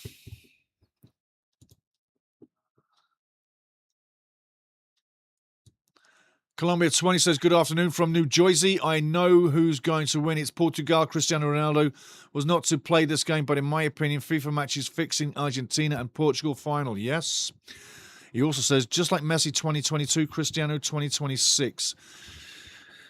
FIFA might want to play that rule, but I tell you what, I don't think Portugal can win this cup. I don't think they've got the team to get past the big guns. It'll be close. They have the talent, but will it happen? I want Morocco to win, says Colombia 20. Absolutely. There you go. Hypnotic says, I heard watching local broadcasting via antenna is the quickest. It probably is. It probably is. And years ago, I'd have been doing that system. I really would.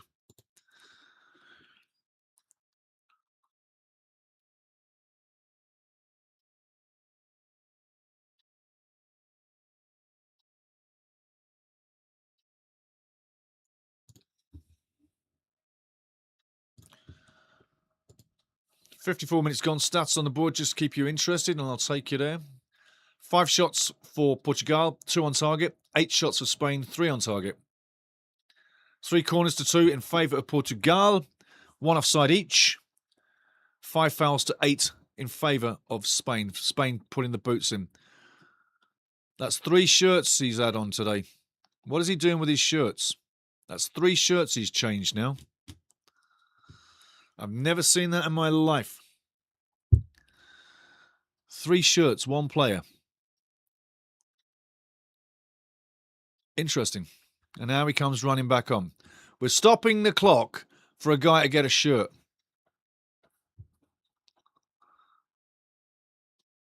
Substitution done. Mendes is out. And Semedo is on. Like for like. What you didn't see off camera was the other shirt thrown to the bench. I don't understand what was wrong with the first shirt, but he had to have a different shirt. And he hasn't started yet. Semedo changes the shirt once, changed it twice, and there's a third shirt coming. Crazy. Another trivia question for World Cup fans. How many shirts did Semedo try out before he came on? 2. 1 was thrown to the bench, 1 was tried out, and 1 was changed. Portugal now still trying something, but it's not recognisable as an offensive attacking system. That's for sure.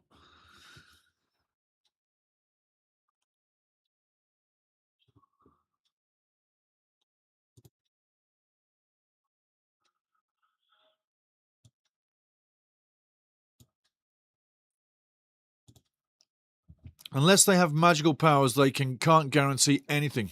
Right on, right on, right on. Columbia 20, I don't have TV really on programming like yours and other programs on YouTube.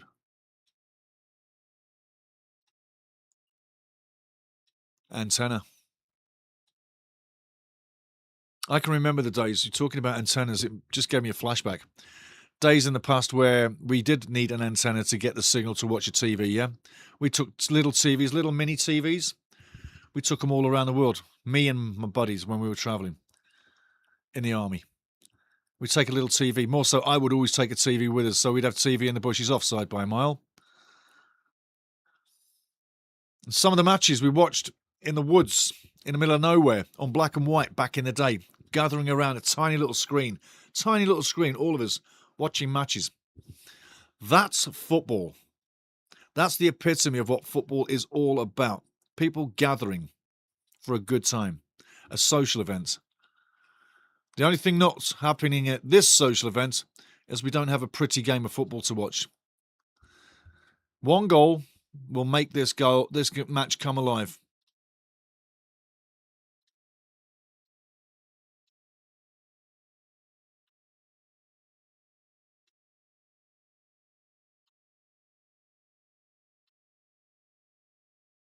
Go past him with speed, my son. Go down that wing and don't stop. You stopped. You had the beating of him and you gave up. You've got to go with speed. Speed kills defenders every day.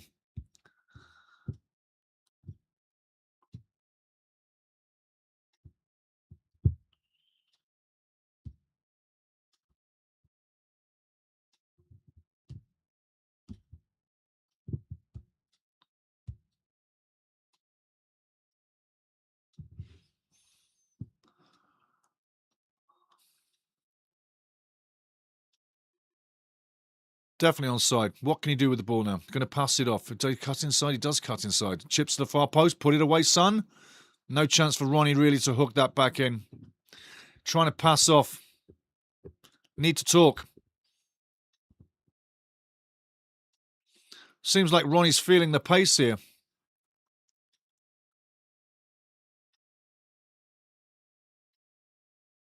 Simon with the ball in his own box.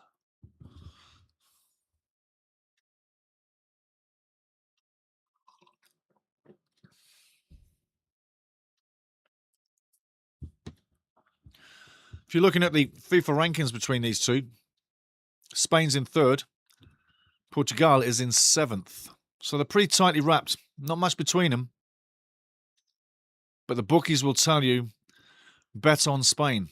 So far, you didn't need to bet on either team. Bet on the draw. Spain is where the money should be and is where most of the money is going on the betting. The bookies will tell you that. Checking in with Ladbrokes just before I came in.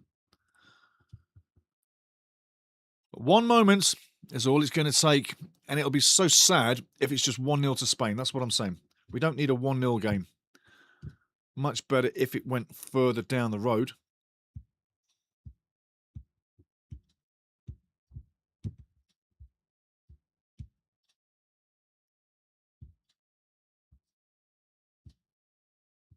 And Spain, Portugal, whoever advances, you're going to meet the USA or Belgium. And I think Belgium's got something to say in that match later today. USA's in with a chance for sure. I think Belgium's got something to say. Nice ball on the edge of the box. Again, no time to take the shot. Now the shot comes in and way over the bar. Not even close by Pedri. Not even close. Great tackling again. Portugal really defending for their lives. Doing exceptionally well so far.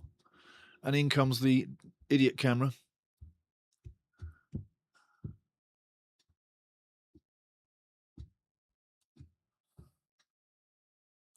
Corner coming in. Deadly. Edge of the box. Tapped away. Spain still in possession. Big shot coming in. Going back for another corner.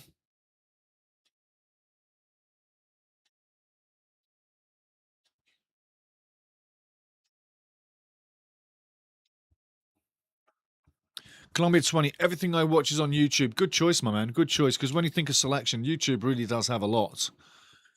And once you find creators that you enjoy, you stick with that program and they bring you more of what you like. So, yeah, good choice. I think you can bob around and look at other platforms, this, that, and the other, but YouTube really is top draw. Great hands. Great hands by Costa. Look at that. That's what a keeper does. That's a goalkeeping move. Numero uno, number one, number eins. Up high, grabs it under pressure. Beautiful play. Beautiful play. Colombia, FIFA rankings is not accurate in my opinion. It's a guide. It's a guide. It's not etched in stone stuff, but it's a guide. If you knew nothing about football coming in as a newling, it would not guide you in the wrong place. It would give you a good understanding of who's top and who's way down. But yeah, debatable whether you trust it. Portugal down the right side now. Into no land. And as usual, Spain are putting 3 guys in and around the ball to try and win it back. Back in the middle. Man under pressure. Straight away, under pressure. Bruno has nothing to say. Wants the ball back, gets the ball back. Free kick, absolute free kick. Absolute free kick. Set it up. You could have put people in the box there and set that up. Why not take the free kick, launch it in the box, Sometimes balls have eyes. They just go in like the other day. Cape Verde's gold. It's got eyes. It's got eyes. It's got eyes. It's got eyes. I tell you, great piece of football that was, but man, oh man, it had eyes. It really did have eyes. 63 minutes gone. I wish it was at 90 minutes and nearly extra time looming and done, because this is the worst match I've seen at the World Cup in a long time. This is boring the hell out of me big time. It must be boring you. Is it boring you?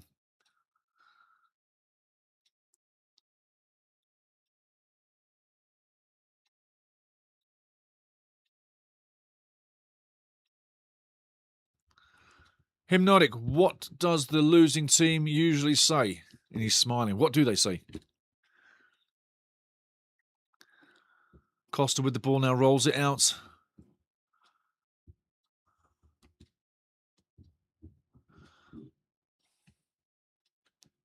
They should have a rule. How about this one? Colombia 20. Yesterday I watched Brazil on YouTube and ESPN Mexico on YouTube. They made me laugh. There you go.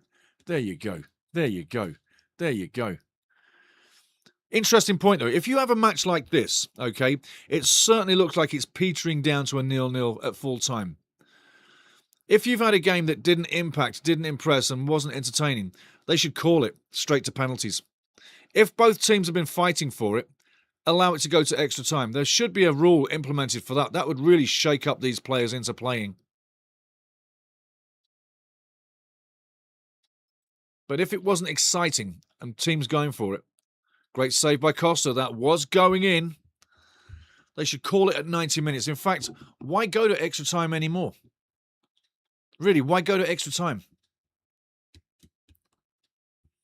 I'd say 90 minutes, penalties.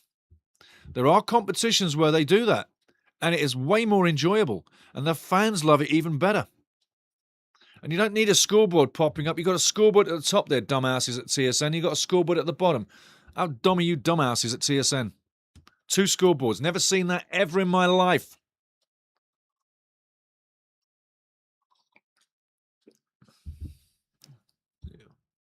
Proof that they're not a football channel. Through the box, cleared nicely. I can't wait to see Spain media, yes. Hey, here. Crosses the ball. And who's in the middle waiting for that ball? Who's in the middle for that ball? Just crosses the ball. Doesn't look, just crosses it. But who's there to get the cross? Nobody.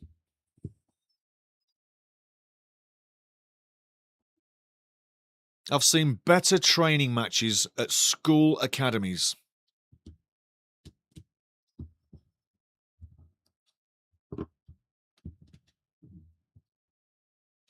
And this is why I do not like watching Spain. They bore me to death.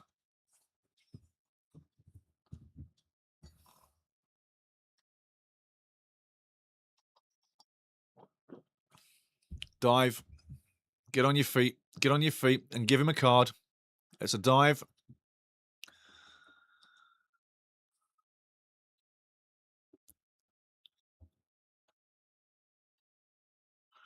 Yeah, nice one.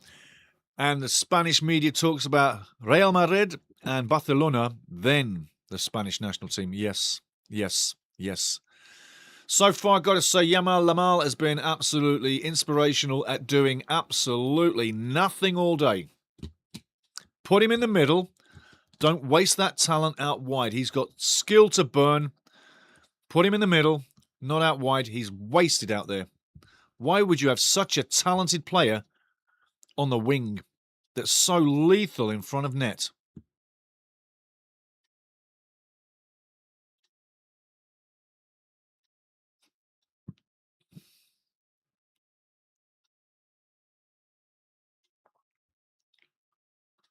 Look at the box. Look at Portugal's box. There's 6 guys around the box, 4 guys up front. They're not even trying to get out of their half.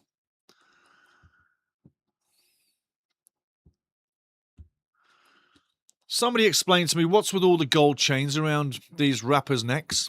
A corruption break's coming up. Man, this is absolutely the worst game I've ever seen at a World Cup. This is absolutely slow as paint. Absolutely rotten to the core. Oh, abuse, abuse, abuse.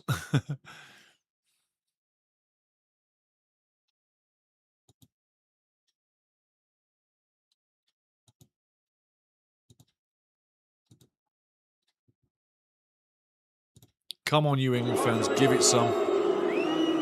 Jeez, man, this is the worst game ever. I'm sorry if you took the day off, especially for this one, and you're a Spanish fan or a Portuguese fan, because they really are not doing you any favours. I can't wait to see Spain media. The Spanish media talks about Real Madrid and Barcelona first. Spain is a divided country. No one supports the Spanish as they support their local clubs. Yeah, then you got the Basque region, yeah, with the separatists. Yep, and Barcelona is in that area too. So there's a lot of political things going on all the time. And like I say, politics is a dirty word. Dirty word.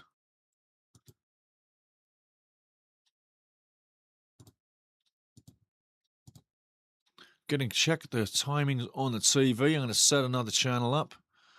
And there's nothing better to watch ads with players that have left the tournament, eh? Tell you what.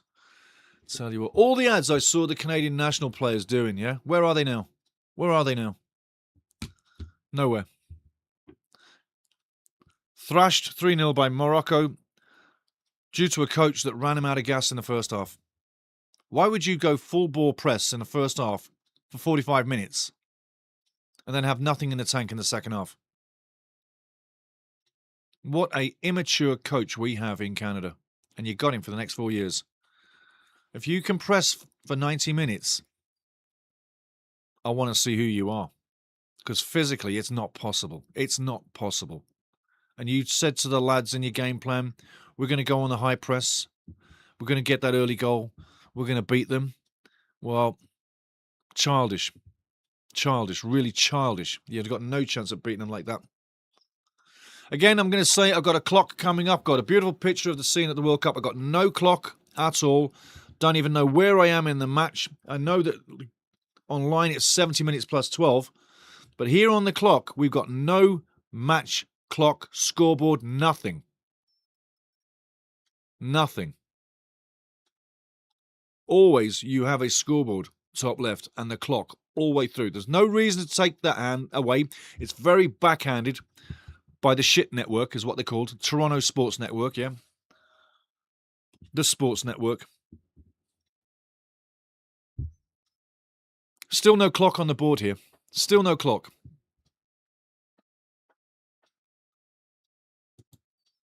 You probably have a clock on your board. Dallo and Ruffalo coming on. Diego Dallo adds a bit defensive, adds a bit midfield, has a shot on him. Great technician, but not a game changer. Not at all.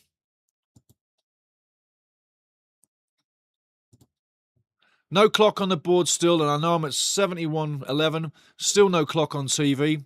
What is that about? I'll tell you what, that's some kind of corrupt shit. Don't have a clock on the TV. Don't even know where we are. What the hell is that all about?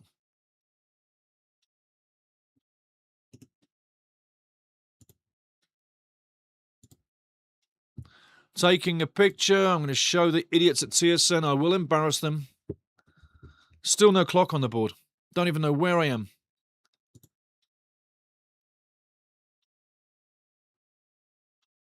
Oh, and now we got a clock on the board. Unbelievable. Worst service I've ever seen people could ever get their money into is TSN.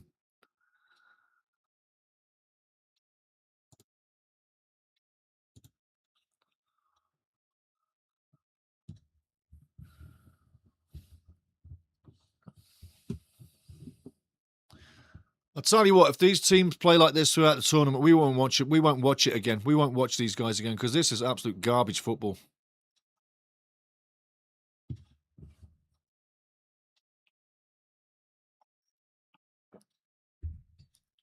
It's as if, just judging by it, both teams agreed prior to the match that, hey, we're going to go out there, we're going to kick it around, all right? We're going to do a lot of east to west. We won't do any north to south in the main, but we're going to go east to west. We'll bluff the crowd that this is a real football match, but we really want to take it to penalties. because we don't want to decide it in extra time.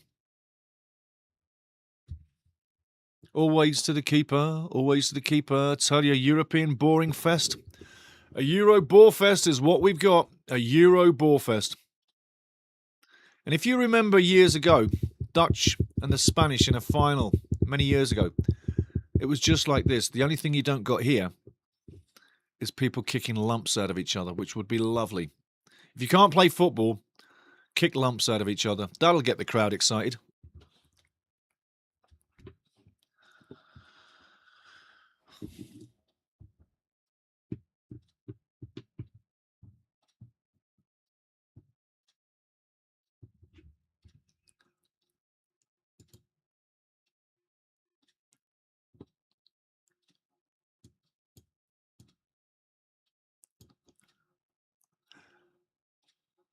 The most interesting thing today is chat. Chat is the only interesting part of this match so far because you've got more life in you than a wet fish like this match. It's absolutely like a wet fish. And easily stopped again. And that's supposed to be the third best team in the world moving forward, eh?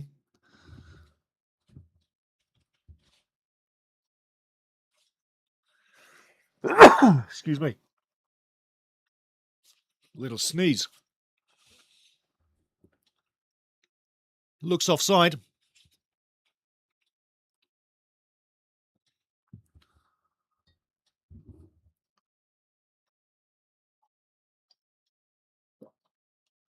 What the hell is a Man United shirt doing in that crowd?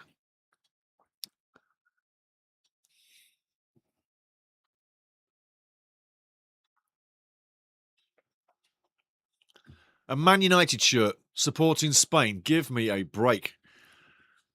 Talk about bad luck on Spain.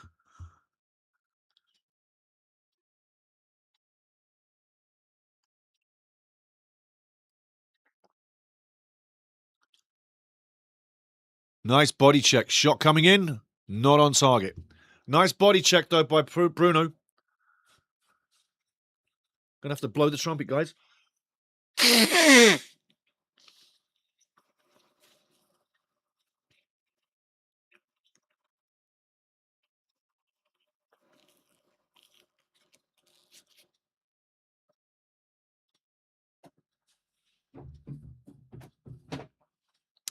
Columbus says baseball players do it, the football players are doing it, and the music industry is behind it with the gold chain.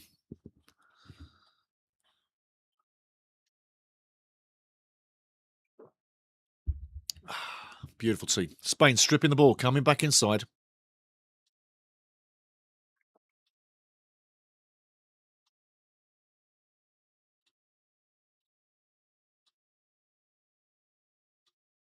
Can't wait for tonight's game. It will make this look like a bucket of paint drying 3 times. Can't wait for tonight's game. USA, Belgium here live. I'll have so much more interest. I'll be so much more illuminated. I'm sorry, guys, but this is not livening me up. This is not giving me anything. I'm absolutely bored to death with this garbage football. It's so static. It's so stop and go.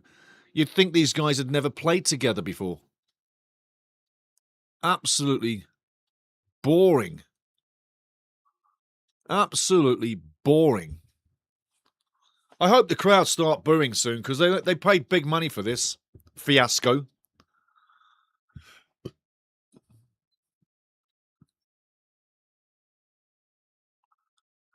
Hypnotic, I understand what you're saying. But even grandparents, your grandma, your granddad could play this level, this slow. It's not fast at all. Anybody could keep up with this. I understand what you're saying, changing and saving energy for the tournament. But everybody's playing the same amount of games here. This is taking no energy to play this. This is a generic bore.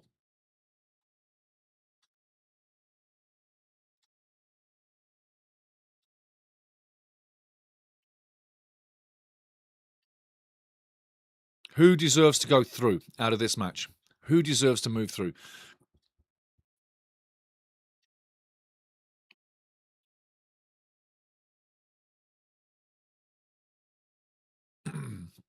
Colombia, woke TSN and woke ESPN, since are owned by woke Disney, there's something behind it. I'll do that again. TSN and ESPN wokesters are owned by Disney. Dangerous Disney. There's something behind it. Wokeness. Hypnotic. Nothing invigorates like drama. Yeah, we want drama, and there's no drama here. There's absolutely nothing. There's no life in this match at all.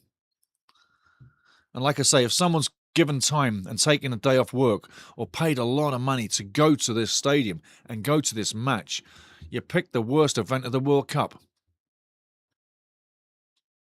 I mean, if Ronaldo is standing still and you're defending against Ronaldo,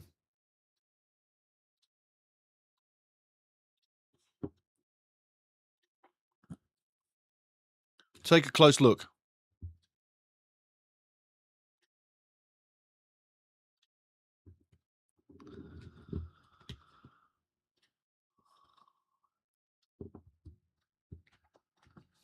Might have taken the slenderest touch, but I don't think a handball was there. Anthony Taylor in there, screaming at the referees, looking for trouble. Look at him. Look at this referee. He's far too close to the action, this silly man in black. Get out of the box. Get out of the way. You're blocking traffic.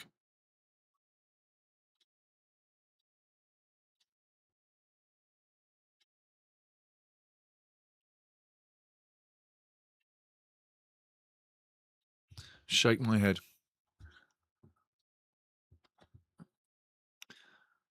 2014 USA and Belgium rematch tonight. Yes, I say USA in the semi-finals. Bernardo Silva's coming on. Maybe he can make something happen in this absolutely deadly fine, boring match. We need some creativity. Bernardo Silva's definitely a creative man.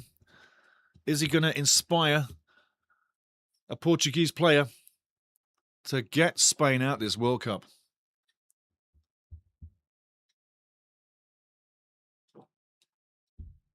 When you consider some of the matches we've seen in the last few days, neither of these two teams is anywhere near the entertainment factor. And you can say, well, it's not about entertaining, Steve. It's about winning a trophy. I agree with you. Totally agree. But you can play football. Going down the wing now. Soft pass to Ronnie. He didn't want it there. He wanted it in front of him.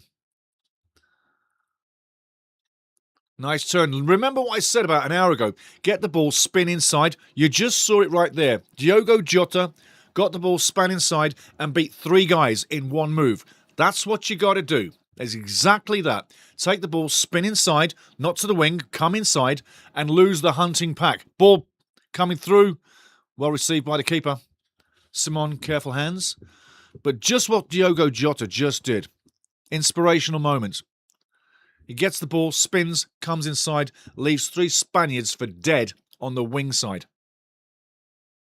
Brilliant play, Diogo. Simple play. So effective. Using his mind. And I said earlier on this match, this would be a mind to win the match. You've got to use your mind. This match is all about thinking ahead. And don't lose your focus.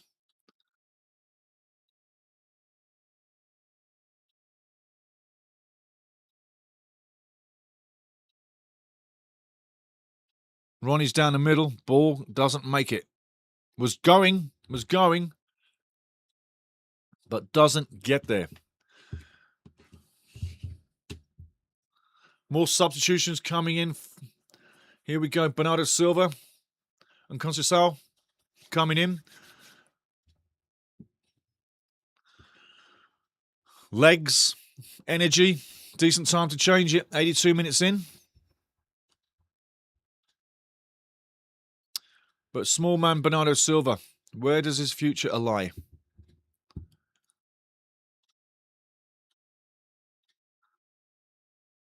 Columbia 20. And the reason I say USA in the semi-final is because that's what's being sold to the US fans.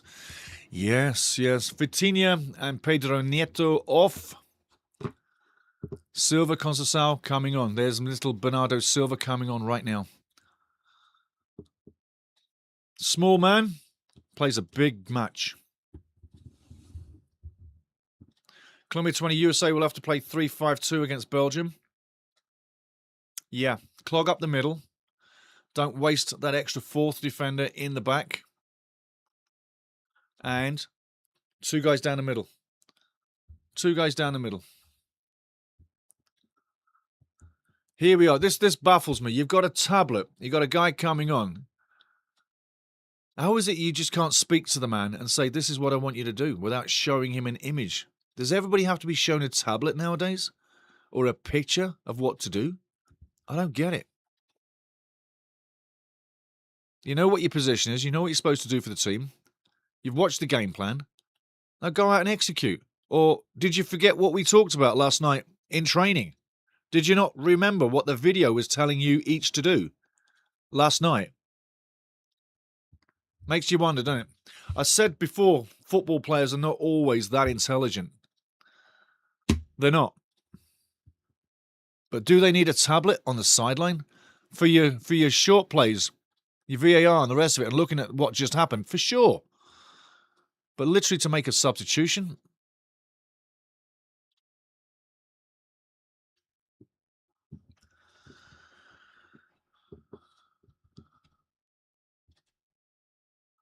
Spain, Mourinho, Fabian, coming in.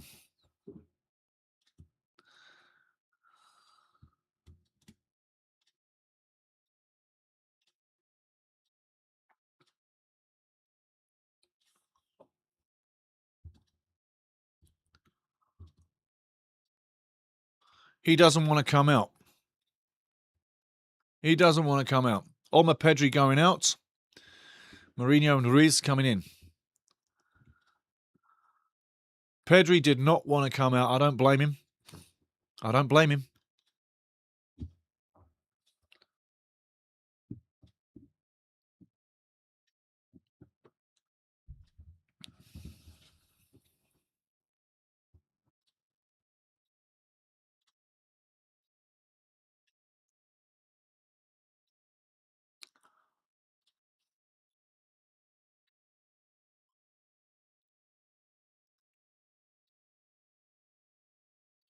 Well taken again. Great hands, Diogo Costa. I tell you what, fantastic keeping. That's what you want to see. Nice and safe. Kills the danger.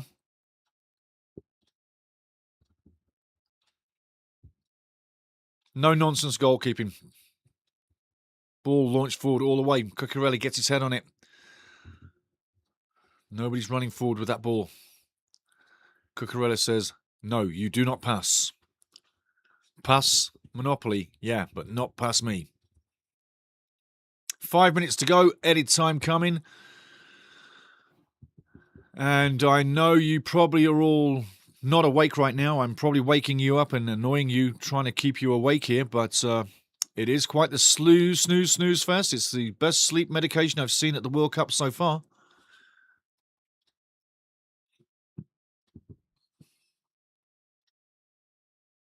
And back in the UK, if this was in the UK, they'd be singing a song right now. A song that has been sung throughout the ages. A song the fans will sing to embarrass you as a footballer. At a competition, in a league match, it matters not. But they will sing, and they will sing it loud, and they will continue to sing it in a chorus, and it goes like this. What a waste of money. What a waste of money. What a waste of money. What a waste of money. What a waste of money. What a waste of money. What a waste of money. And they will sing it in chorus again and again and again until the 22 asses on the field figure out they got to start playing, because the fans are abusing them now for such lacking entertainment and lacking effort. What a waste of money. What a waste of money. What a waste of money. What a waste of money. That's what they'd say.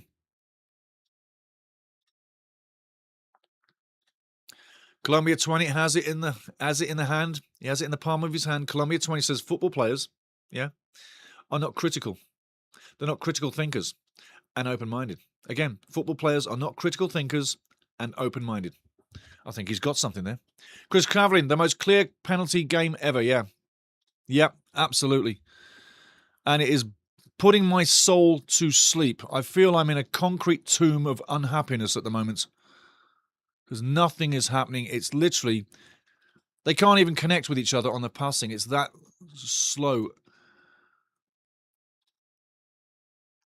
They are saying the pass accuracy in this match is 85% for Portugal and 90% for Spain. I say that is absolute horse crap lies. There's no way that either of these teams have connected with their passes like those numbers are dictating. Not a chance. Not a chance. Mexico last night would put these guys out of the competition, and they got a beating off England. Mexico, England, what an amazing match that was last night. What an amazing match. Another amazing match coming up, Norway, England. Norway, Eric Haaland. Yeah, Erling Haaland. Absolute joy to watch people like that, to watch them put it in the back of the net, yeah? Look at the way the ball has been given up so many times, and you're trying to tell me that there's a 90% pass accuracy for Spain, and they give the ball up so many times. Likewise, Portugal. I don't trust anything by FIFA any longer for their stats. I don't trust anything by them. I think they're the most dishonest organisation I've ever seen. I really do. And the red card against Balogun overturned. As I told you earlier, there is no red card appeal process. That was done outside of the laws of the game, outside of the laws of FIFA. That's like someone literally promising something to somebody that's not part of the organisation. Donalisa Trump.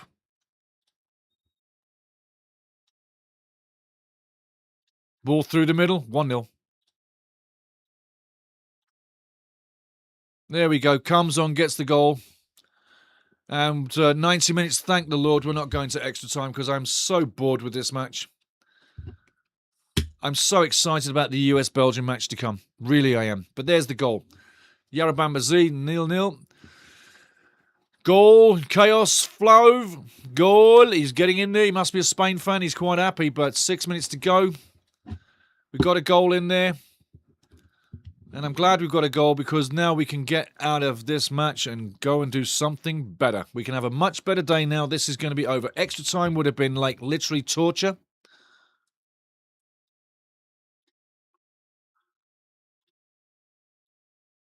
Onside by a mile. I don't even know why they're reviewing that. He's onside by a mile.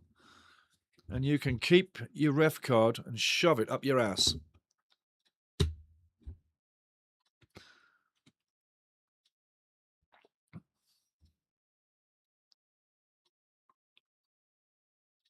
One goal just changed it. I'm quite happy it did. Ronaldo not too happy.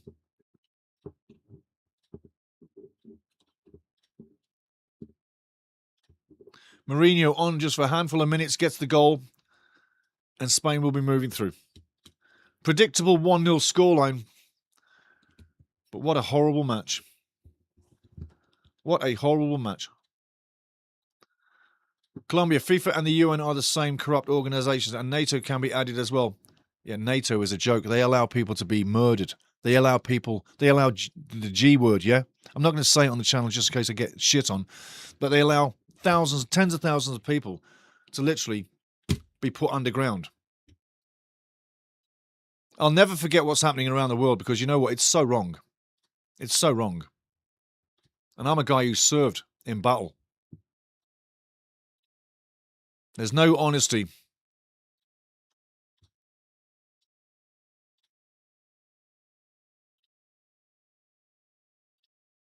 I'm very glad a certain nation never got to the World Cup, though. I'll tell you that. I'm really excited about that. When they failed to qualify, I was ecstatic.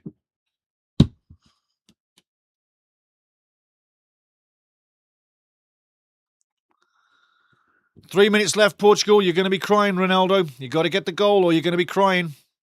You're no good out there, son. Your long-range shot might be there, but you're getting covered. You got no space. Spain are not letting you have any time on that ball at all. No foul. And he gives a yellow card.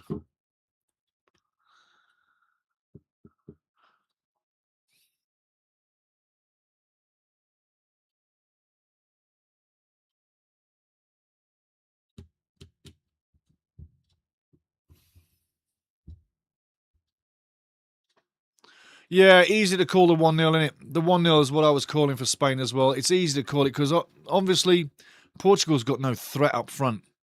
Not in this match. They haven't had all match. They've had difficulty getting out their own half and formulating anything.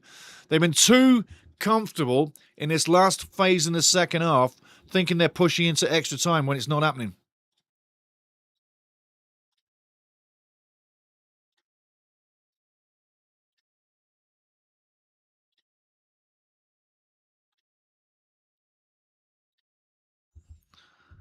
Inside, it needs to come inside. Wrong way. Two guys open on the inside. Could have been a long-range shot. Now you've got to try and beat the guy again. Now you're going back to where you were. Cross coming in. Keeper's not getting it. It's going all the way round. Still in play. Needs support. Does he get it? He's going to go outside.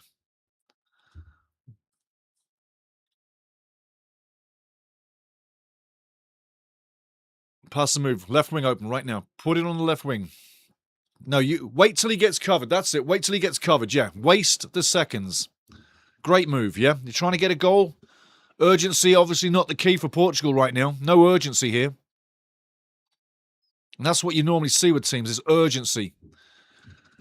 They haven't had urgency throughout the match. But yeah, Leopard, easy prediction for me and you, guy. Easy prediction. 1-0. Easy prediction. Making money.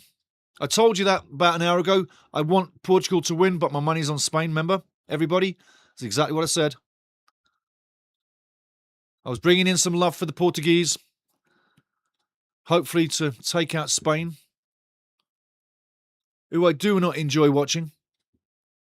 So I hopefully say, I hope they don't get to the final so we have a great final. But Spain fans out there will say, Stevie, what are you saying? What are you saying? That's not right. That's not fair. It's Spain.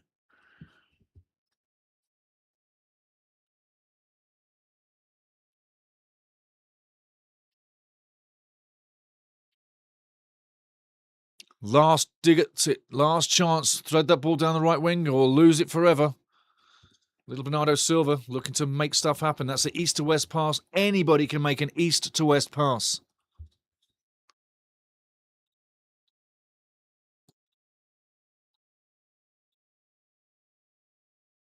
Ball out to the wide side.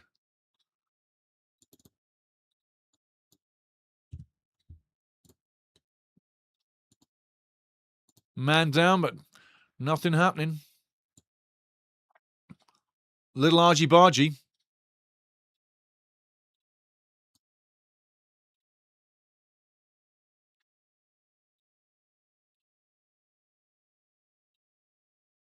Let's see what he's upset about. Close on. Can't see nothing there. Looking closer again. Bernardo gets his head on it. Just goes over.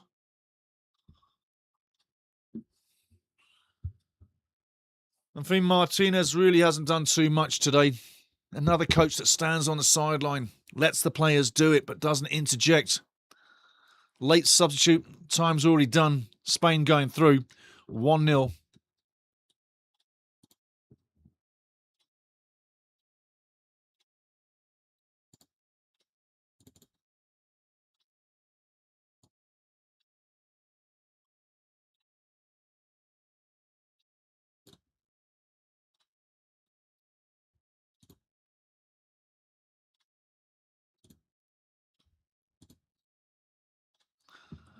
Time is nearly done. And I'm not kidding you. I can show you a screen if you was in this studio where they're still on 86 minutes at another channel.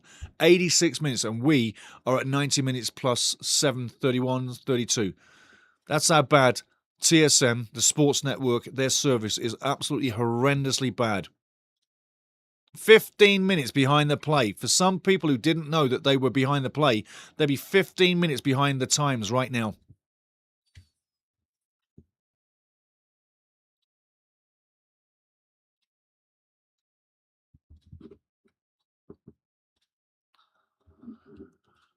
Conceição getting taken out. Anthony Taylor makes an easy call for a free kick. Take another look. Definite foul. But does he get the right card? I tell you now, when Spain meets a team that's ready to beat them up physically, they're going to lose. Portugal never really gave any real resistance. Looked like they're going out. Where is Anthony Taylor getting this time from? Where is he getting this time from? And he blows right now. He blows right now. Doesn't that make you feel that the referee was orchestrating how the match must finish? Where did he get 2:30 on top of the time? Where? Why did he blow the match just now? Why? If you ever want to see how referees manipulate the match, you just saw it right there, right at the end. Spain winning 1-0. Fair dues, Spain win. When during the Olympics?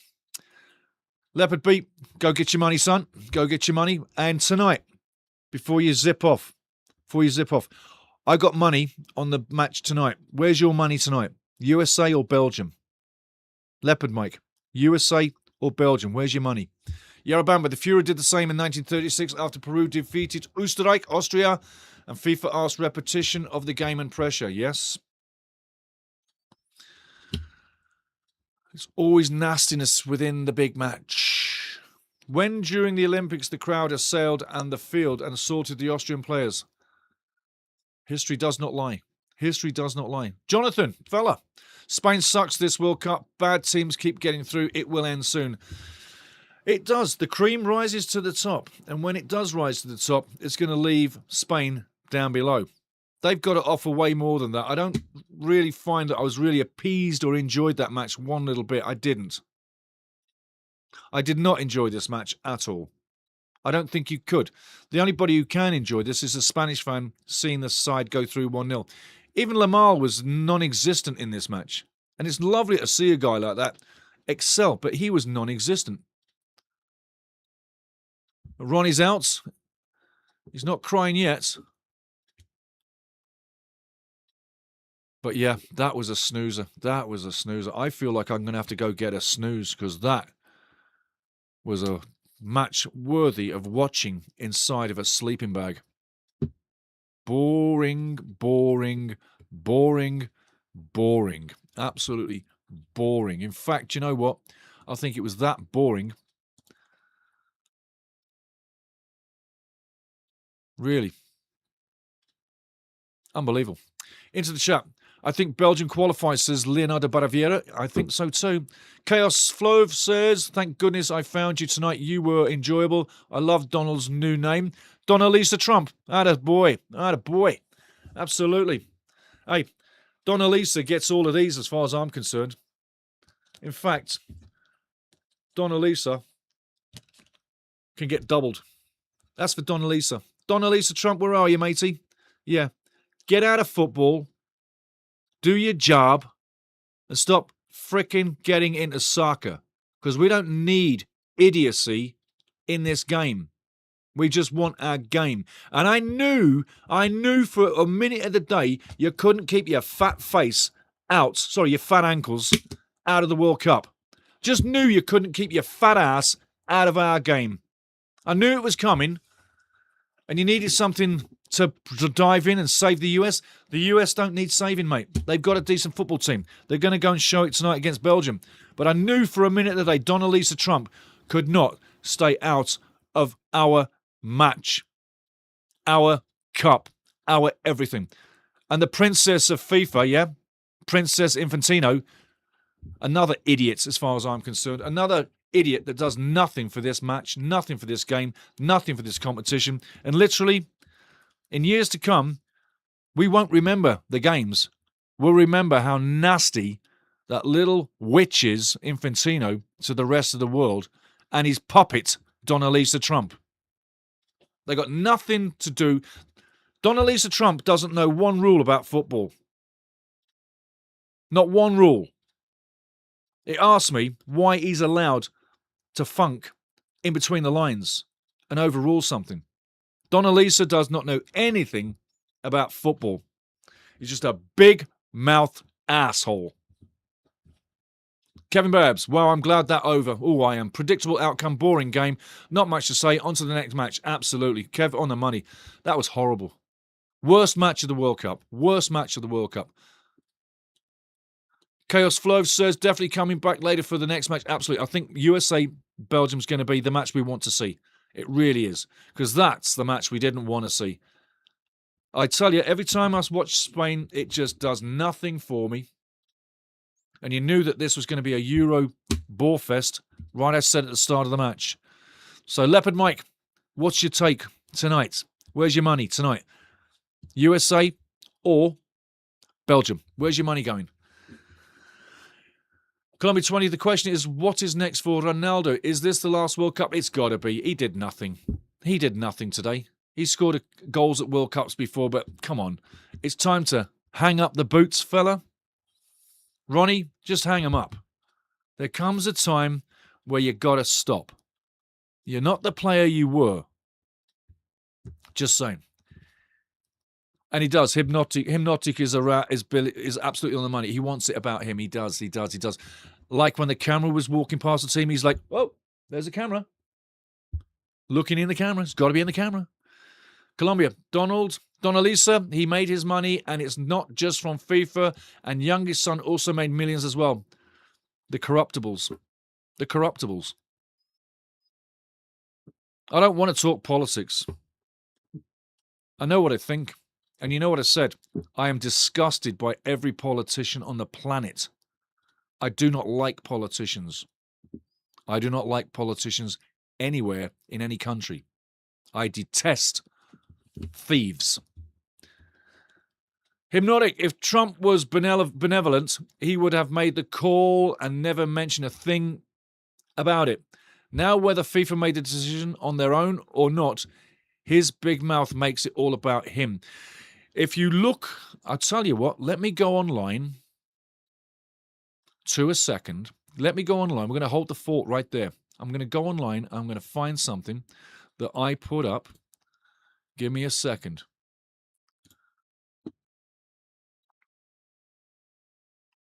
I know where I want to go. This will take literally seconds. I'll find it in seconds. It's still, there we go. Right. I'm going to answer your question then, my man. I'm going to answer your question. I've got it on stage. Bringing that up again. Hypnotic brings a big point in. If Trump was benevolent, he would have made the call and never mentioned a thing about it. Now, whether FIFA made the decision on their own or not, his big mouth makes it all about him again. We're talking Donalisa Trump, yeah? Now, I'm going to take you online, and I'm going to answer that, not with my words, but with another journalistic report on that subject. I've got it online. I'm going to bring it to you right now, guys. Stick around. You're going to see this right now. Hold the line. Hold the line right now. We're going straight to it. Right there, Trump confirms he asked FIFA to review Balogun ban. Okay? I'm going to go even further. President Trump has confirmed he asked FIFA to review United States striker Folarin Balogun's one-match suspension at the World Cup. Balogun, 25, was set to miss his side's last 16 match against Belgium after being shown a straight red card for a foul on Bosnia player defender Tarik Mudavrevic in his previous round. But FIFA made the shock decision to suspend the automatic one-match ban for 12 months. You suspended it for 12 months. Why? Because you want him to play now, and you think retroactively a suspension 12 months down the line appeases us and dumbs us down? No, it doesn't. It exposes the absolute corruption and chaos within your own house. And you're cheats. You're absolute cheats. And previously, you tag fair play, rip it off the building in Switzerland because you're a sack of crap. There's nothing but lies every time, and you've cheated the world too many times in this competition, and now it's there for everyone to see. But FIFA made the shock decision to suspend the automatic one-match ban for 12 months, leading to widespread criticism. including from UEFA, Belgium and England boss Thomas Tuchel. Yeah. FIFA's decision frees US forward to play, who has scored 3 goals at this summer's tournament, to be selected for the match in Seattle, which kicks off tonight. 1700 local, 5 o'clock local. FIFA's decision frees the US forward to play. So you've seen it there. Speaking at the White House on Monday, down below here, Trump said he asked FIFA to review the decision because he didn't think it was a foul. Who the fuck is FIFA looking at for their decisions to be decided upon? This guy, Donald Trump, knows shit all about football, yet he's going to ask FIFA to take a look at it because he didn't think it was a foul? Where's he getting his information from? He knows nothing about soccer. Donald Trump is a numbnut. Keep blowing up the world. Stop blowing up the World Cup. That's all you're good at, is blowing up the world. He confirmed he has spoken to his boyfriend, President Gianni Infantino, but said all he did was ask for a review and added he did not tell the Swiss he had to suspend Balogun's ban.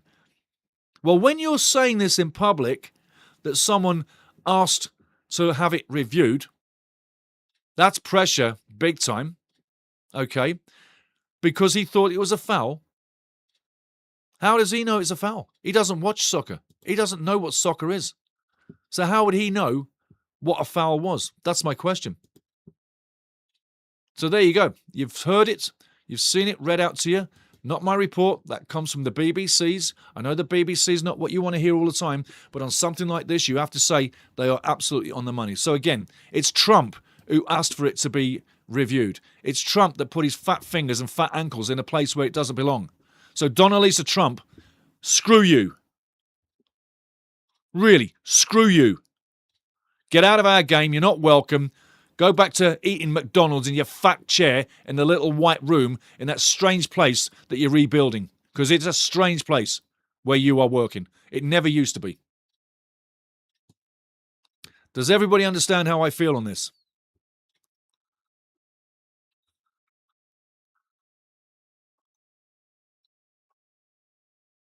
Great point, Hypnotic. If he was benevolent, yes. Chaos, Flove, extra time for USA, Belgium, very possible. Could be. And we're in for a great game. I'm so looking forward to that match. And not for the reasons I just discussed. Not at all. I look at what the American team's done, what Pochettino's done. They've done exceptionally well. I look at Belgium, not really firing too well. Lucky to be where they are. It's an interesting match. It's a 50-50 crapshoot for this game tonight. A 50-50 crapshoot. I'm looking forward to it. And that what we just watched, that's not World Cup football. And if Portugal were going to go out like a whimper, they just did. They just did. Leopard Mike B says, USA has Balogun back, which has a big psychological blow to Belgium. Yes. Belgium are a very aged team and tired legs. Yes. Just luckily managed to scrape through Senegal. Yes. USA has fresh legs, wins. Could be. Could be. If I'm Belgium, I come up and I come into this game and I sit tight and block up that midfield. Try and make that transition play what the US wants to operate with. Make it not happen. Block the wing play. Completely block the wing play. Drop deep midfield. High wing back. Crush the wingers. No space. No time. 2-on-1. Kill it. But they are old. But at the same time as being old, Belgium's got a lot of experience and they can take care of this match. I really think we're in for a great game. Really, I think we are. But yeah, big points, Hypnotic. Chaos Flow, extra time for USA, Belgium, very possible. It could be, it could be, it could be, it could be. Leopard Mike, Stevie, what about Messi foul on Algeria? Yep, I said at the time, I pulled out the red card for that. I said he needs to go off. He needs to go off the field. That's a definite red card. Big points, big points, big points. But he needed to be carded and gone. And that's what I'm saying. These referees have been tapped up. They're not using these cards. Good boy, bad boy system. Good boy, bad boy system. They're not using enough of the good boys, and they're not using any of the bad boys. And when they are, it's so obvious they can't get out of it. But how many penalties have we not seen given early in the competition? Too many. We haven't seen enough of these to keep the games under control. Had we wouldn't have seen some of the bad injuries to quite a few players in this World Cup. Have it played without the referees offering some support and protection for gifted players, you will see injuries. And at the end of the day, it's not FIFA that supplies these players to this competition, it is the clubs. And for the clubs, those players are product. their players, but their product. Their product worth millions and millions and millions of dollars. So FIFA is playing around and ruining and getting other people's property damaged with lack of officializing.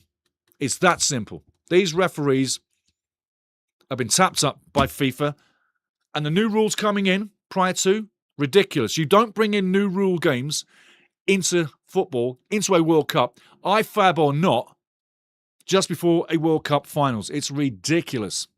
Never seen anything like it. And it all looks so orchestrated to undo the good, honest teams in this World Cup. And again, Leopard Mike says, Steve, what about Messi foul on Algeria player worse than Balogun? Trump just asked FIFA why the double standards. FIFA cracked on that question. I don't think he's just asking questions on double standards. I think Trump doesn't need to ask anything at all, is my point. He needs to get his fat nose out of our business, because soccer he knows nothing about. If you want to go blow people up around the world, which you're good at, you want to invade countries, what you're good at, well, stop invading FIFA and stop invading our tournament. It's 1 month every 4 years.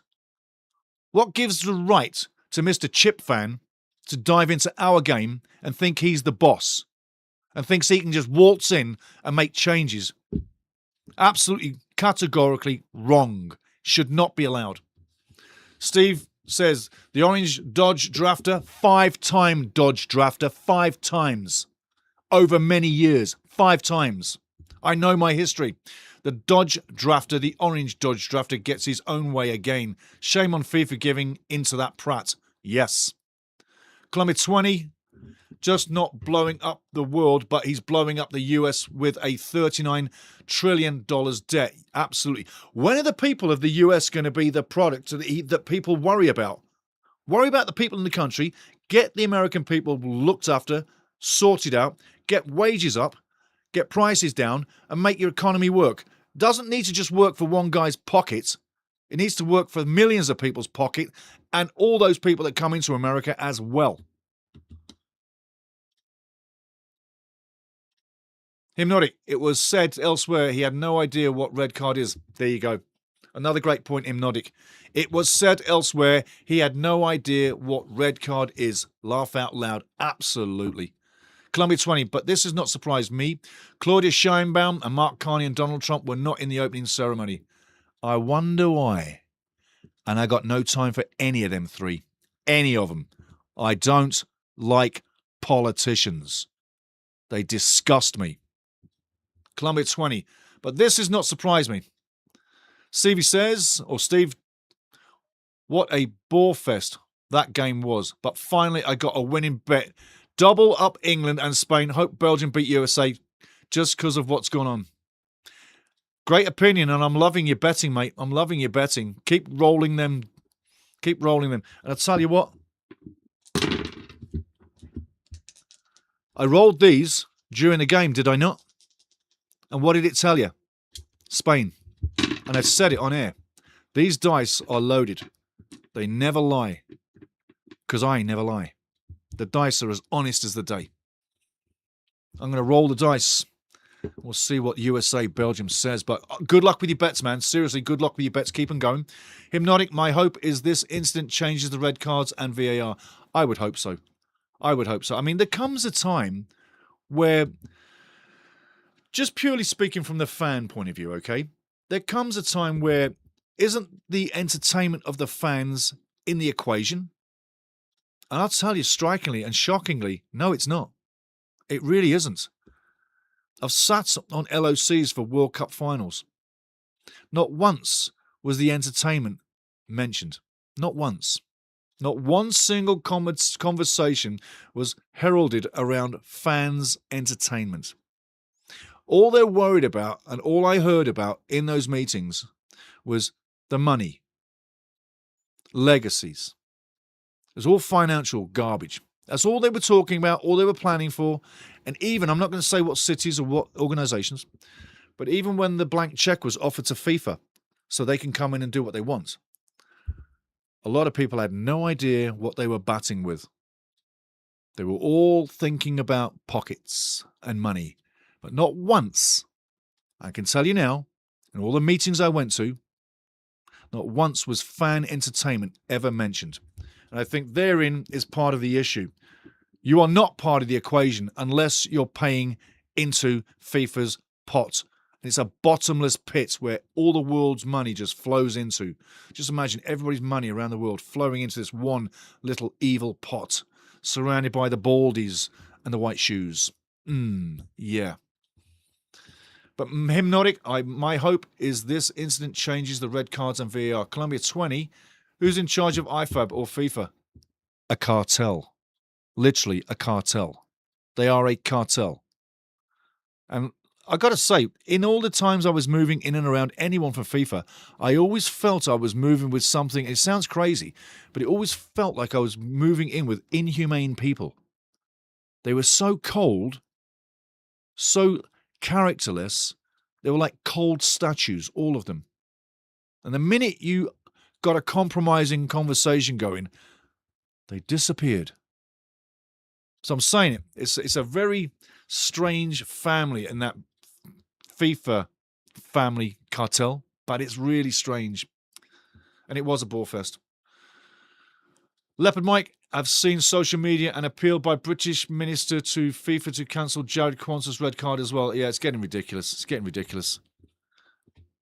The state, I'll read what it says. I've got it here. Give me a second. I've got it here.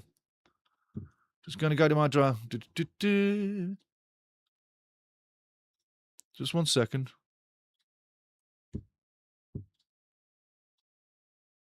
Again, I'm going to read straight off. Under the...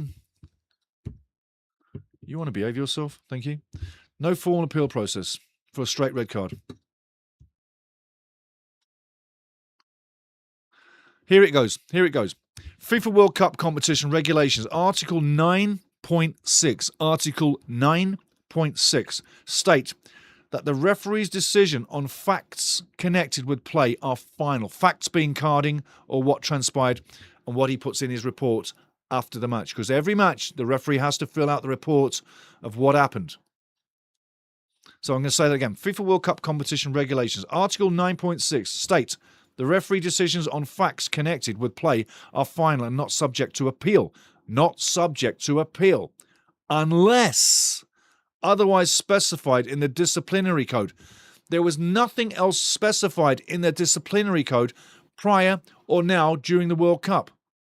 So when you look at that card overturned, and any card to be overturned in such manner, it is against the regulations that are set up within this competition. Therefore, you're changing cards on a whim, or you're changing decisions on bias. There's no other way to look at it. What is the advantage for the US to overturn that red card? It's obvious, their top striker coming back in. But where have you seen this before? I have never seen this before. Once you receive a red card, you're out of competition for one match. One match. If it's violent, dangerous play, it could be 3. But you're out of the match for one game. Legally. And illegally, in my terms, it's been overturned. Otherwise, great football fans like you and around the world would not be arguing the fact that why is Balogun back in the squad to play for tonight's match? That's the only reason. And as for the red card against England, I saw the picture. His foot's way up high. It's pretty much not identical, but bloody close to what Balogun did. Therefore, I can understand why anybody would say, well, if you're going to overturn that one that looks exactly like Kwanzaa's red card, then you'll have to overturn Kwanzaa's. And where does the madness stop? Pandora's box was opened years ago, but where does the madness stop? Pandora's box meaning with VAR. VAR has brought us to this stage. Thereafter, it's politicians. Because Princess Infantino and Donna Lisa Trump are politicians, and I am disgusted by politicians all over the world. No time for any of them. They do not work for the people. They work for their own back pocket. Chris Cavlin, who does the money go to individually? Who benefits in FIFA? Do you know what? Money has been dripping out of FIFA into back pockets of people all over the world. They are really hard to nail down. There's been so many investigations levied against them. Listen, I will say that if you're going to launder money, you always launder it offshore. It changes through many bank accounts over time. You'll invest it through companies, you'll whitewash it, and you'll put it back into bank accounts legally. It's hard to trace what they're doing with the money, but I tell you what, that's about the theme of it. The money they rake in, it doesn't all go down to the grassroots soccer and help out the kids with no boots, with no socks, who can't afford the registrations. I've never seen FIFA step up to anything like that. They always promote themselves in the best possible light, but they can prove nothing of what they've done. But yeah, talk corruption, because that's what they're about. Columbia 20, US Federation, the most interesting thing is that president doesn't get paid for that job. Very interesting. He gets paid. Oh, he gets paid. I've sat next to CEOs of national theatres, national football associations. They get paid. Don't you kid yourself. They can record everything that they use, from shoes to toilet roll, okay? That's all paid for. Hotels, all paid for. Meals, all paid for. Every day of their lives in that job, everything's paid for. Vehicles, paid for. Flights, paid for. Everything they do is paid for. Where do they get their money? Rubbing shoulders and rubbing hands with people from other federations and little deals here, little deals there. Oh, they get paid. Don't kid yourself. They may not get a paycheck like you do, but they get paid off royally. There's enough money to go around for them lots. Is the Panama Papers all over again? It's the Panama Papers all over again. There you go. It's the Panama Papers all over again. It bloody well is. It is. It is. But Leopard Mike, I still want to know where you're going with your match tonight. Are you in for USA or are you in for Belgium? Money to be made on both sides. In fact, you could create a bet going with both sides and you still make more money coming back because the odds are playing that right now, yeah? I know which way I'm going, but which way are you thinking? Leopard Mike, tell me what you think. And Leopardo Bariviera, what are you thinking for that one too? Guys, Chris and everybody, I'm going to close this one down in a couple of minutes and get ready to set up for the USA game because it takes a little while to get everything jigged around in the studio here, but I've got to get to work pretty soon. But again, I'll leave it with this. 1-0 on the day for Spain. That was the bet coming in. Rightfully so, if you bet on Spain 1-0, you were looking good to the future and you got it right.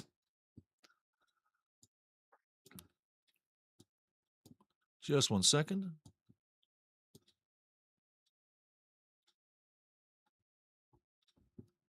Good news. We have not missed anything. Not missed anything. So tonight, USA, big match. Is it the last match? Belgium, is it their last match? It's going to be interesting. We'll have to wait and see. But join me again. I hope, and I'm pretty sure we'll have a better match than this one because worst match of the World Cup. Ronaldo goes out of the World Cup.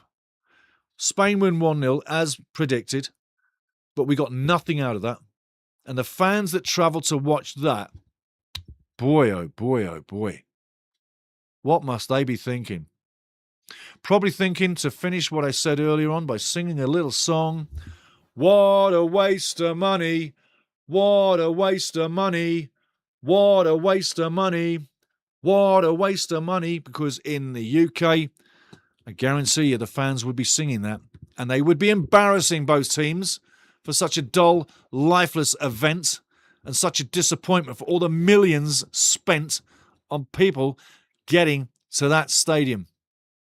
Waste of money, waste of time, a real waste of time. Tonight, I don't think we have the same thing. You've got a team backed by millions in the US nation. They're going to be going nuts crazy to get through. Belgium coming in, not in form, getting old. You might say too old.